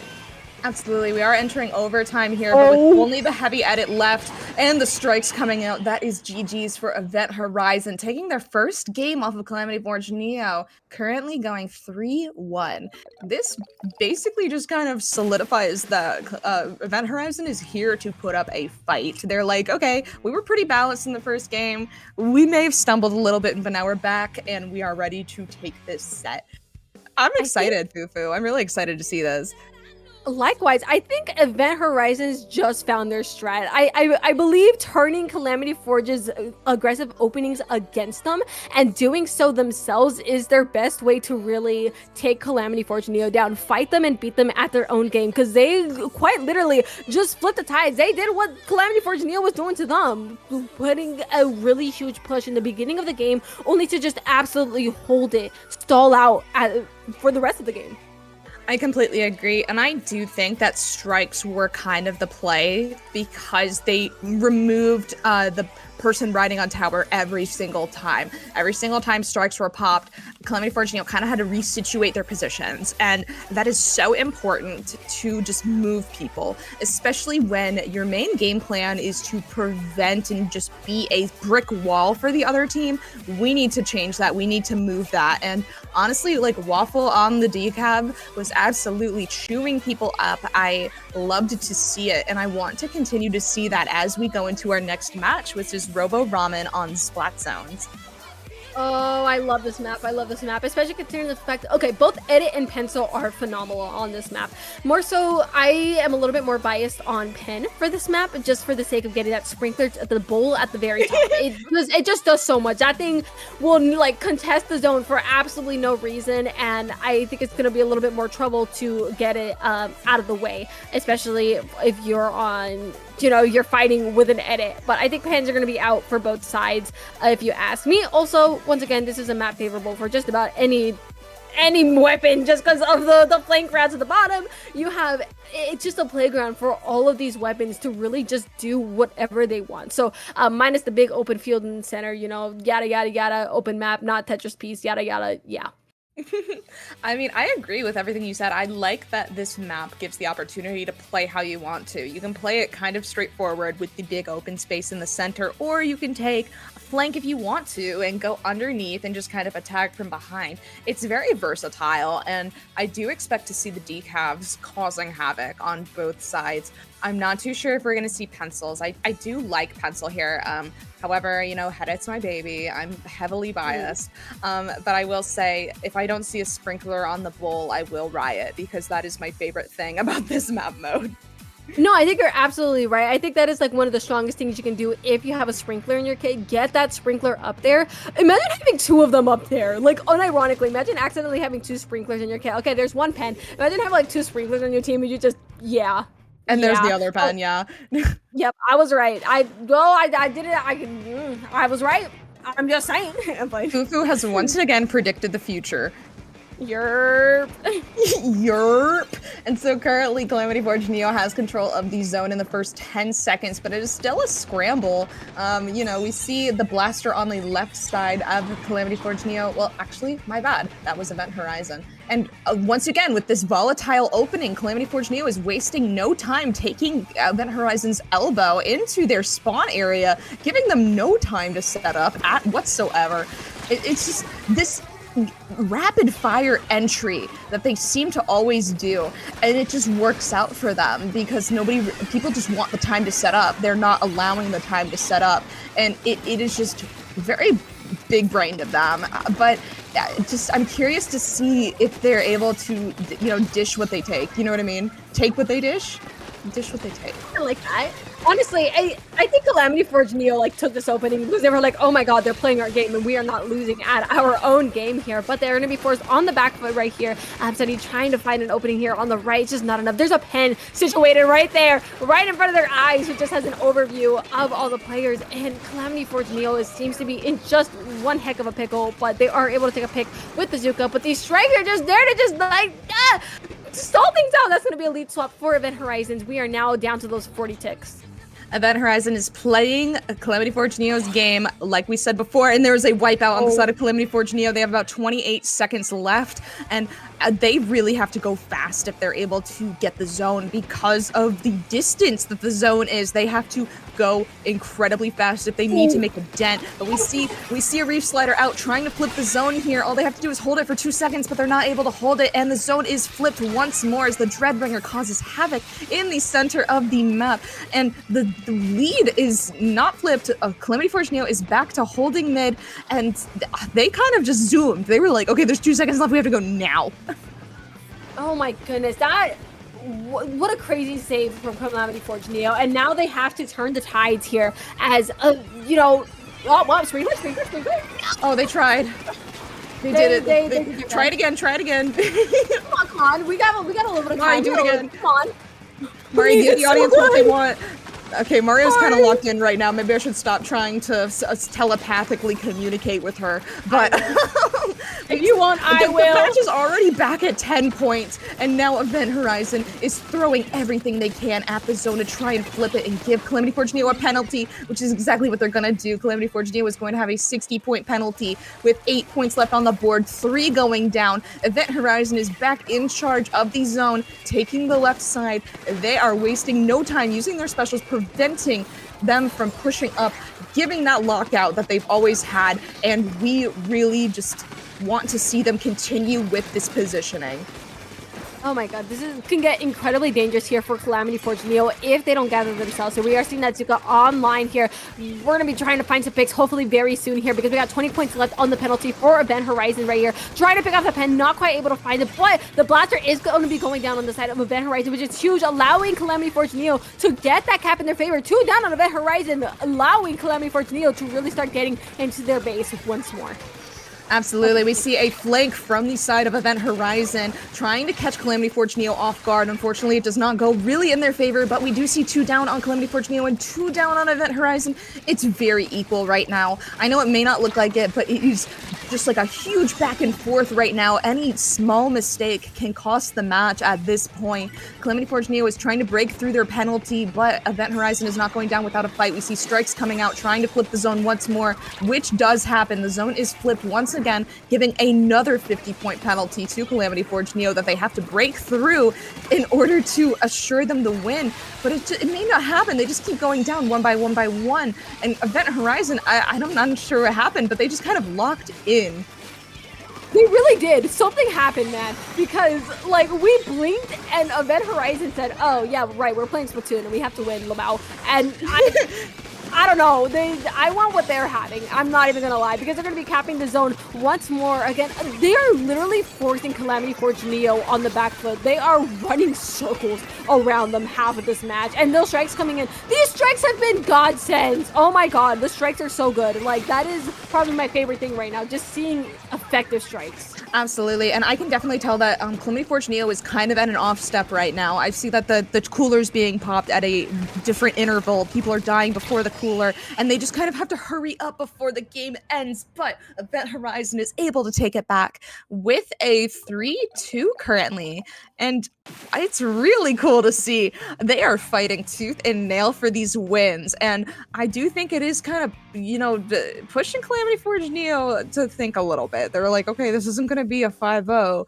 We're going to have to luck back in. Maybe they got a little bit too cocky. Do you think? That sounded like a that was not the tone I meant for it to come out. Like, oh my god, that was a phenomenal double, by the way. Event Horizon, they're locking in. I'm so serious. Dude, they're just so locking in. It's great to watch, and you can definitely see that I feel like it's confidence. They just need the confidence to push up and contest that space, because the reason why Calamity Forge Neo is pushing up so much is because they're not really met with resistance. So Event Horizon giving them that resistance and taking the space that's given to them is so beneficial for them, as we can see in the previous 2 matches. It's so nice to see. Like, this is probably my favorite thing about seeing these long sets, is playing the between a team long enough where you see their habits and you adapt to them. You adapt, and I think that's exactly what Event Horizons is doing. They are fighting them back with their own openings, and they are fighting them back. They are giving them that resistance that that they needed before. Yeah, absolutely. It's so fun to watch. And I'm really curious to see how Rainmaker is going to go here, because the previous 2 sets were Tower Control and Splat Zones. And as we know about those 2 modes, the points kind of tick down without anybody really having to do anything. I feel like with Clams and with Rainmaker, you have to have one player or many players devoting themselves to getting points. And so that's, you know, a struggle for a lot of teams. That's the thing. So I really want to see the same level of aggression and confidence from Event Horizon in this match, because, I mean, we saw how quickly Calamity Forge Neo dunked that Rainmaker on Humpback earlier. I'm scared that they may do it again, so I want Event Horizon to kind of just, like, contest that, you know? You're like, pretty please, pretty please. It's gonna be interesting. I think like the biggest kicker for Rainmaker is sometimes where like it can kind of mess with the momentum. It's just because you technically quote unquote lose a player. Your player is no longer in their original role or no longer doing what they had originally done. I feel like that's what really gets a lot of players and a lot of teams really in this mode. And it's gonna get really interesting with these choke points. And I have beef with this map if it wasn't obvious. I think we all have a little bit of beef in our hearts with this map. It's just how this map goes. We don't see any comp changes on either side. We're rolling with what works for us. We do see a heavy edit on the side of Calamity Forge Neo, kind of going to encourage that quick-paced gameplay that we know they're good at. And so I'm curious to see how that's going to change their game plan. Mario's already pushing up on the left side with a cooler, kind of sort of hoping to engage their team a little bit, but the pencil is in a very dominating spot right now. The pencil on the side of Event Horizon, Sniper, is just kind of eating everybody because they are in such a advanced position. They are so pushed up that they're able to poke out everybody, and thus, you know, they're able to run the Rainmaker safely. That is so good. I love seeing the aggressive positioning because it benefits their comp. Absolutely here, and even despite having the end of the squad, we are seeing Event Horizon just have so much pressure already looking for. They already have that checkpoint in their favor, but Bowles is going to be here to really just make sure we're clearing that checkpoint, make sure this Rainmaker does not get grabbed by the side of Event Horizon. That D-Gap is still there, but it's not going to be there. I thought you were going to be there so long. Where are you going? Waffle is out. Holy Waffle survives against all odds, frankly, with a beautiful jump out. And now Calamity Forge Neo with mid as empty as ever of Event Horizon. We see some strikes coming out from Event Horizon, getting 2 picks. As Calamity Forge Neo is really trying to get some space here, but Mario is unable to push up because they go 3 down, unfortunately, which gives Event Horizon the opportunity to take space in mid once again, as the Rainmaker is just unable to be killed, finally able to be killed, as their push is canceled. Oh goodness. Now Calamity Forge Neo is in a little bit of a pickle once more because 2 of their members are down and Event Horizons is still running with all the momentum in the world. No, that was almost a mean bomb. That was actually like foul almost. Oh my goodness, as we are trying to fight for this choke point, we see multiple specials online, 2 down on both sides, 3 down on Event Horizon's side, as the pencil is trying to supply jumps to their team to get back quickly, and oh my god, it's just messy. It's messy. We're halfway through the match, and we're 2-2, and Calamity Forge Neo hasn't even broken the first check. If I'm understanding. Yeah, they haven't even broken the first check yet. I know they're kind of sweating. They have to back up here because of the strikes. And once again, 2 players go down and the Rainmaker carrier is not able to push up safely. Not at all. It's just that right now Calamity Forge Neo feels like they gotta find a way in here. And also just I actually really like the pencil on this map because it feels like you can oversee with a lot more range and it feels incredibly dominant if you can get yourself in a good position. And I think we are definitely seeing that effect from the side of Calamity Forge Neo. Just looking at the way they play, it's like a lot more careful of the open and they are at the mercy of Event Horizon's punishment. Of like, you know, if we're in a bad that happens. And I will say that with Mari picking up Rainmaker, Calamity Forge Neo kind of loses all the range that they have, except for maybe the Zuka. And that is kind of an unfortunate situation because we can't contest the pencil. We can't contest any of this. It is just a bunch of short range but they took that trade-off with getting Hedit and wanting that frontline aggression. And so Event Horizon is kind of dominating this match. They are not going down without a fight at all. They're just constantly picking up, constantly keeping space, and just staggering Calamity Forge Neo no matter what. I feel like CFN is kind of just in this endless stagger, so to speak. One is always kind of down. Yeah, and that's where it starts getting really rough because you are no longer playing with your entire team. But that's huge! That's a crazy slider right there. Oh my god. But, yeah, Slider's so good, I have no words anymore. But Waffle right here at the edge. This Rainmaker is still at this choke point for taking L. I am out of words. I'm out of words, bro. All right, I got you. So we are...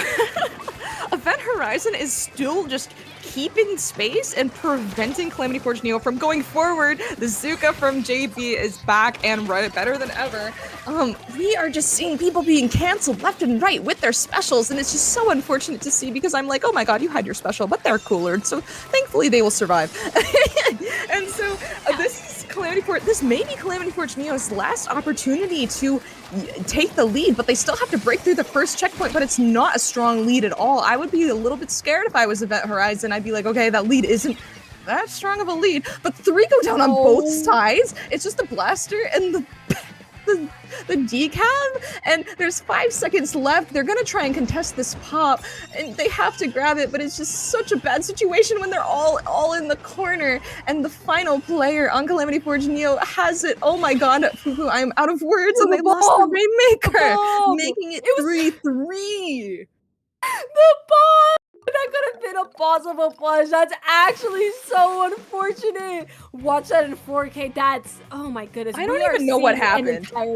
Dog, I don't know. Someone tossed the bomb. That was it. We are seeing a completely new side of Event Horizon. They just needed one game. I don't know if they just did a mental reset or they just said, I understand it now, and just went forward because this is crazy. They opened their third eye and they're like, oh, we must lock in now.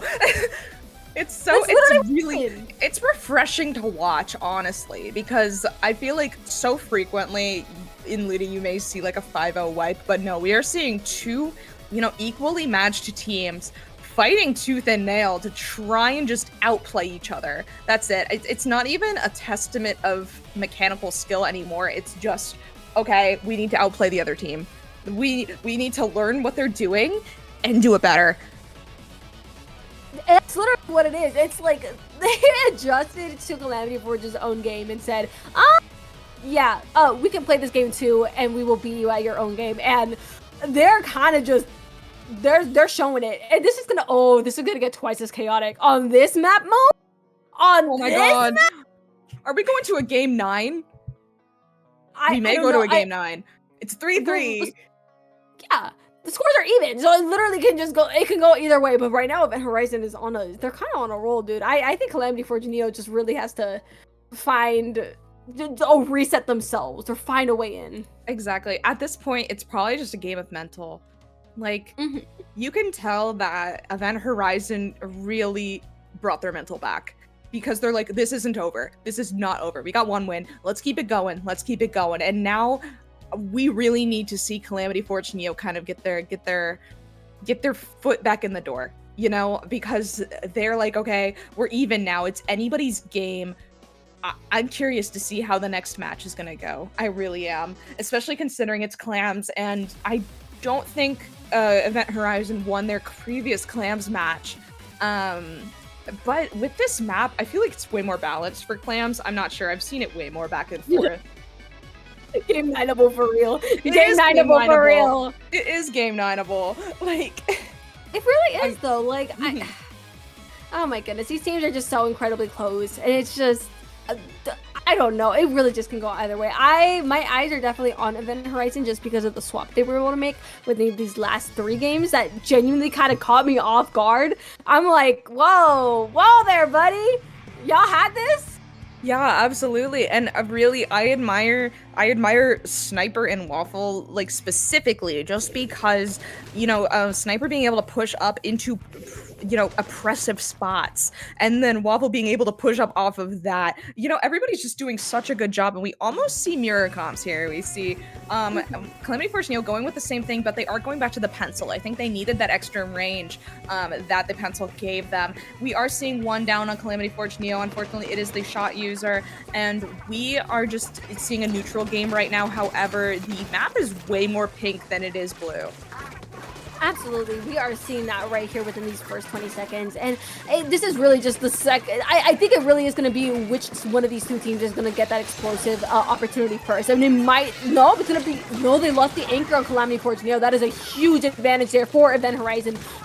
Look at that, just the 3 down right there. The last one forced to jump out, effectively a delayed wipe, and just a ball into the basket. Event Horizon just seeing those opportunities as they appear, and they are just making waves. That bubble was huge against Azuka. Oh my god! Absolutely, and they're still scoring. Okay, there's one left on Event Horizon. They are running away for their life. They are just like, okay, I'm gonna live. Really strong and formidable opening for Event Horizon with only 62 points left with a penalty of 19. That'll definitely, I feel like Calamity Forge Neo is. We see a fight with a decaf. I'm a little scared. I'm sorry, I got thrown off whenever I see a decaf winding up towards me. I'm like, ooh. It's like the instinct of just like the Yeah, like literally there's a scrunch up. Absolutely, but I mean, Calamity Forge Neo is in a state of defense right now. They are trying to farm for specials. They are trying to live, but it just feels like they're kind of speeding through their pushes a little bit. It just feels like they're kind of moving a little bit too fast, if I do say so myself. I think they may need to slow down, take some space, and they don't need to score right now. There's 3 minutes left. We can chill a little bit. We just need to farm some specials and play for life a little bit. Absolutely. It feels like everyone just wants to go in and just make an opportunity, and it's just ultimately leading to 1-by-1 plays, as you were saying. And it hurts a little bit, but Calamity Force Neo, if they're able to get themselves together, they're going to be looking a lot better. But Event Horizon is just continuing to try and push them, just pushing them back here in just a slow wave. Waffle, the whimsical Waffle's able to go down in the trade, but the Slider taking Galaxy out while they're at it. This might just be the opportunity that Calamity Force Neo needs as they are slowly gathering control of mid. Absolutely. We see the decaf player, Sunny D, over here on the side of Calamity Forge Neo, almost getting 3 picks, getting a beautiful 2 picks as Calamity Forge Neo is able to get set up and break the barrier, possibly getting a lead swap, definitely getting a lead swap, but not by a strong amount of points as there's only about two or three clans in Calamity Forge Neo's economy right now, bringing the score down to 47. We are going to see if they are able to keep the basket open here as we have 1 special left on the board and the basket is closed. Kind of giving the ball back to Event Horizon saying, okay, it's your turn now. Yup, we're passing it around here, but the lot of center is still very much blue. So Calamity Forge Neo is able to at least keep the neutral in, or just keep it neutral in general instead of just not in their favor at all. But things are going to start getting really dicey as they lose 2 of their frontline members, leaving just the Pen and the decaf to fend for themselves, and the picks are just coming out left and right in the favor of Event Horizon, able to put another ball into the basket and just quickly shred that lead. Not wasting any time. 25 points left here until that knockout point. Whether they're going to be able to sustain this push is another question on its own right here. And 2 more clams into the basket. I don't know here, Nell. Oh my god, they don't have any more clams left on the board to score. I would be content with this lead. They're giving the ball back to Calamity Forge Neo saying, okay, yeah, it's your turn again. Your turn next.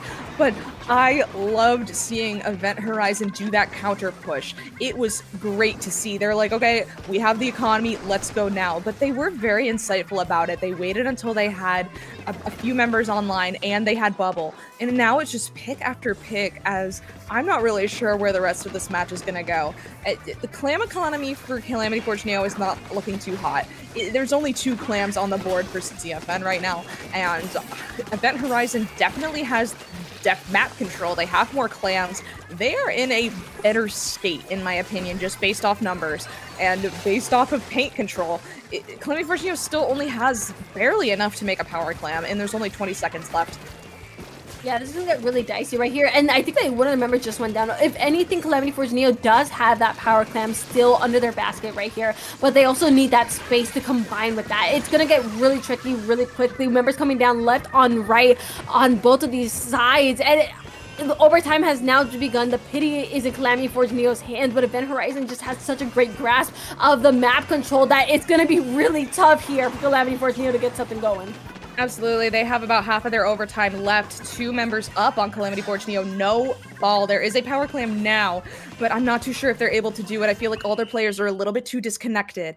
Everybody was just a little bit too far away from each other. And that leaves game... It's a score 3-4. One more game and Event Horizon, and they are able to take this set. It is a complete 180 to how the set first started out, Fufu. I like, it's really anybody's game. Who passed the controller to their older brother is like the first thing that comes to mind, because that's what I feel what just happened with Event Horizon. They went from losing the first 3 games to it was like literally the game that they swapped out. Like the first game they won, it was just genuinely such a 180. Like it's like, is this even the same team? What happened? What were the talks behind the scene that sparked that insane flip? Because either someone said something that just made it all click, or they just all locked in. I cannot tell. I can't tell. It's this instance that I really want interviews with the teams, because I think that would be so much fun to pick someone's brain about. You know, like I'm gonna find them. Like, what happened? Find them. What did you do? What did you do? Because I'm curious. And it's just like that complete 180. And I'm gonna say I do think it correlates to the Octo shot, because they were not running strikes beforehand and they are running strikes now. And so if Calamity Forge Neo does not take this game, it is going to be a win for Event Horizon. If they do take this game, it is going to be a 4-4, and we are going to go to a game 9. Oh, I'm on the edge of my seat. Part of me wants to see a game 9, but also part of me wants to see Event Horizon take it home in like a 5-game run. It's really hard to like pick a side here, because both of these teams are just phenomenal. A part of me is rooting for, I think, a gentleman sweep. I don't know. I'm low-key starting to root for Event Horizon. It's really hard. I don't know, man. I mean, no. Event Horizon is technically the underdogs here, because Calamity Forge Neo, like I said before, is Seed 1 in this division. They are Seed 1 in Division 5. And Event Horizon, I believe, is Seed 33 in Division... Not Division 5, excuse me. This is Division 6. Is Seed 33 in Division 6. And it's really great to see. Event Horizon has, at this point... yeah, we see a circling. We see circling on the board. They are circling. Jordan is circling this match. There it is. Event Horizon is the underdogs, and having a 4-game sweep against Calamity Forge Neo is incredibly admirable. It's just, oh my goodness. I'm just in awe. I'm like in shock. Like just this entire set has been nothing but crazy. And I want to see how both of these teams are going to open up. We have that edit back on the field for Edit Horizon, while Calamity Forge... No, that's the other way around. The other way around. No, wait. They swap weapons. Sunny D is now using the regular stamper as opposed to the decal, which I'm not too sure about, because I totally agree with weapon swaps. However, I feel like after you've played 8 games, you're making you're swapping to a weapon that you haven't played in 7 games. I'm not too sure. I wouldn't be able to do it, but we do see a strong opening from Calamity Forge Neo. Maybe they locked back in. They are back to their very explosive openings, as we can see. They aren't overextending here. They are preparing for their push. We see 2 specials online for Calamity Forge Neo as we are hurtling quickly towards that first check. Absolutely here. Just absolutely wasting no time right here. But this tower is going to start being contested by the blaster. Oh, what? That is just barely, the blaster barely surviving the slider, but going to be going down to the sword. That is 2 down on each side, actually, right here. This tower forced to slide back into its neutral position in mid.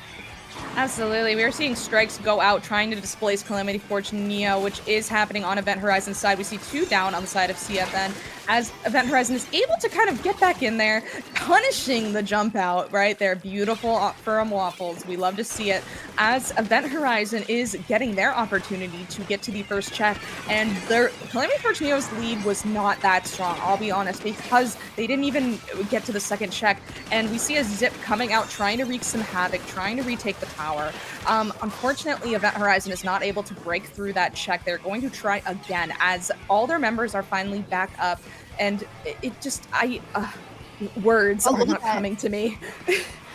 We're in shock here, but this checkpoint is now going to be able to be broken. Second checkpoint officially out of the way here for Event Horizon. We are seeing some sneaky specials coming in from the back, forcing a wipeout in the favor of Calamity Forge Neo. This is the opportunity that they need here. I think the biggest thing is to make sure we don't get too overheated and get too forward here, but play it as needed right here, because this is where things get dangerous really quickly. Both of these teams are now gathered in their squads. I completely agree, especially considering the tower can now easily be flanked on the right side, as it seems like most of the players on Event Horizon are retaking from the right side of the map as opposed to the left side near the grates, where one would expect as the tower is kind of heading towards the left checkpoint. It's crazy how quickly Calamity Forge Neo's push was canceled. It's admirable to watch, and as 2 players go down on the side of Calamity Forge Neo, they're kind of scrambling to get the tower back as it hurtles towards the final checkpoint. I mean, points on this map mode are kind of confusing to me, because suddenly we're back at 20. Like, we're back at 20. They don't have checkpoints to go through anymore. A lot of those points end up stopping that tower at the checkpoints, and just literally like 12 points times 3, like 30 points out of the way that you just slide through because there's no more checkpoints, then it becomes really quick with the second they're out of the way. Mm-hmm. Yeah, I agree. And so we really got to hand it to Calamity Forge Neo. They are canceling these pushes at the final checkpoint. But I do need to see them to kind of lock in. There's about 2 minutes left on the board.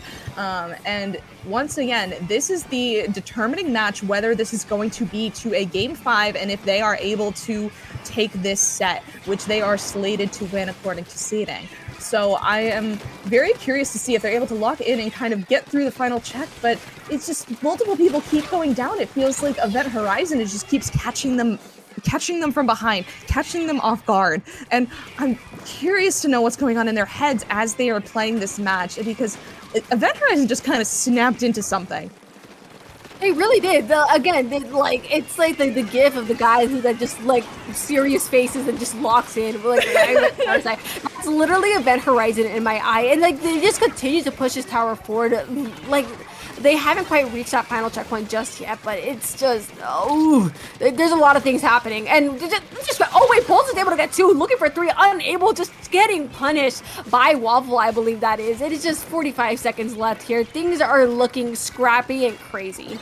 Event Horizon has to sit pretty for about 30 seconds. They have to just kind of hold the tower in neutral, if anything, in advantageous state. That's what we saw them doing, but I think they overheated a little bit, getting the tower all the way to 20 points. Like, you don't have to get it all the way to 20.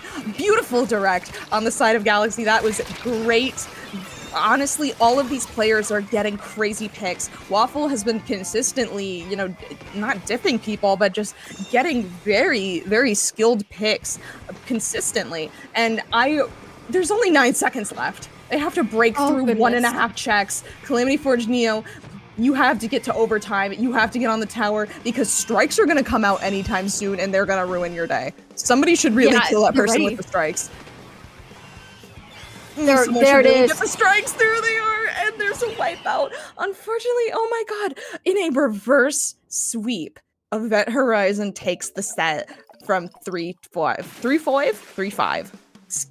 3-5 indeed. What an insane show of strength from Event Horizon. The underdogs just came out on top. Like, the wipeout at the end was just a cherry on top. I can't even lie. They said chef's kiss, this game is over, and that was it. I'm in awe. Like, this is just huge props to Event Horizon for being able to find a moment where they can reset themselves and just go. I really am curious what that switch was. Like, it's as you said, I'm like, where's the one of these players that I can talk to and ask, because I need to know. Seriously, that was a fantastic showing from Event Horizon. It definitely is a testament to their mental as well, because after losing 3 games, you're like, okay, what am I gonna do? Are we locked in? Are we locked out? And then they're like, okay, we want to win. We're gonna win. Let's get back to knowing what we're good at. And also, I believe that they were examining Calamity Forge Neo's gameplay, and they were like, all right, this is what we need to do. And it's fantastic to watch. Calamity Forge Neo did put on a fantastic showing as well. Both teams provided fantastic entertainment for the LUTI Tonight audience on Splatoon Tourney. Absolutely. Just couldn't have asked for a better set here. Just look at this overtime. Look at right here. Just the slider comes out. The patience for these strikes. Just, we're going to see it. And that's just how it ends. Beautiful, beautiful set. Absolutely. I am so thankful to have seen this with you and with everybody here. And I'm excited to see where Event Horizon is going to go, because they did not play their week 1, but so far they have gone a lossless run. As we hurtle into next week, which we are going to be seeing Event Horizon next week fight Static, and we are going to be seeing Calamity Forge Neo fight Amy Rose Fan Club next week. So as we enter week 4 of LUTI. Oh, exciting stuff that's gonna be happening these upcoming weeks. Methinks here, Nell.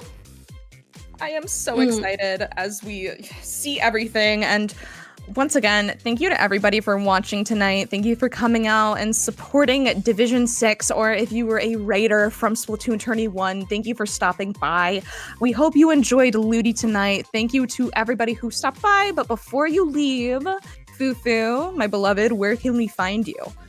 You guys can find me at @SplatFufu on Blue Sky, Twitter, or Twitch. We should be starting streaming hopefully sometime soon here. And of course, feel free to follow me for art, backline shenanigans, and of course, catch me on the mic. I'm always down for it. Nell, it's been an amazing time here on the mic with you. Where can the lovely people find you tonight? Oh, you can find me at Nellfire everywhere with a 1. Nellfire 1 and NELLF1RE everywhere. On Blue Sky, on Twitch, everywhere. But yeah, so we are currently considering who we may want to raid, if we want to raid anybody. We're considering that. We gotta look around. It's like what people are around. We're window shopping right now. Let's see, where the window shopping is such a like fun term. Window shopping raids.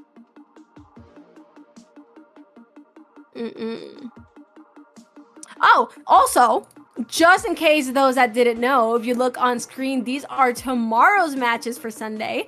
And we have not only an amazing set of commentators, but an amazing set of teams coming in. We have from Division 4 to Division 9.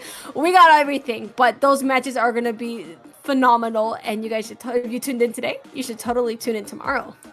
Absolutely. Be sure to tune in for Division 6 Week 3, Sunday, March 23rd. That is tomorrow. We are going to see Penultimate versus Squiddle Me This. Going to be Ziphius versus Lemon Tua, Division 4. And then we are going to be finishing off with another Division 4 set at 9 p.m. Eastern Time. And so I'm really excited. I am definitely looking at these matches, and yeah, I'm going to tune in. I hope you guys tune in as well. You guys should totally tune in. But that does mark the end, I believe, here of our block. Methinks, Nell. Yeah, absolutely. So I believe that we are going to be raiding somebody. Let me just confirm who we are going to raid, and then we will set you all free.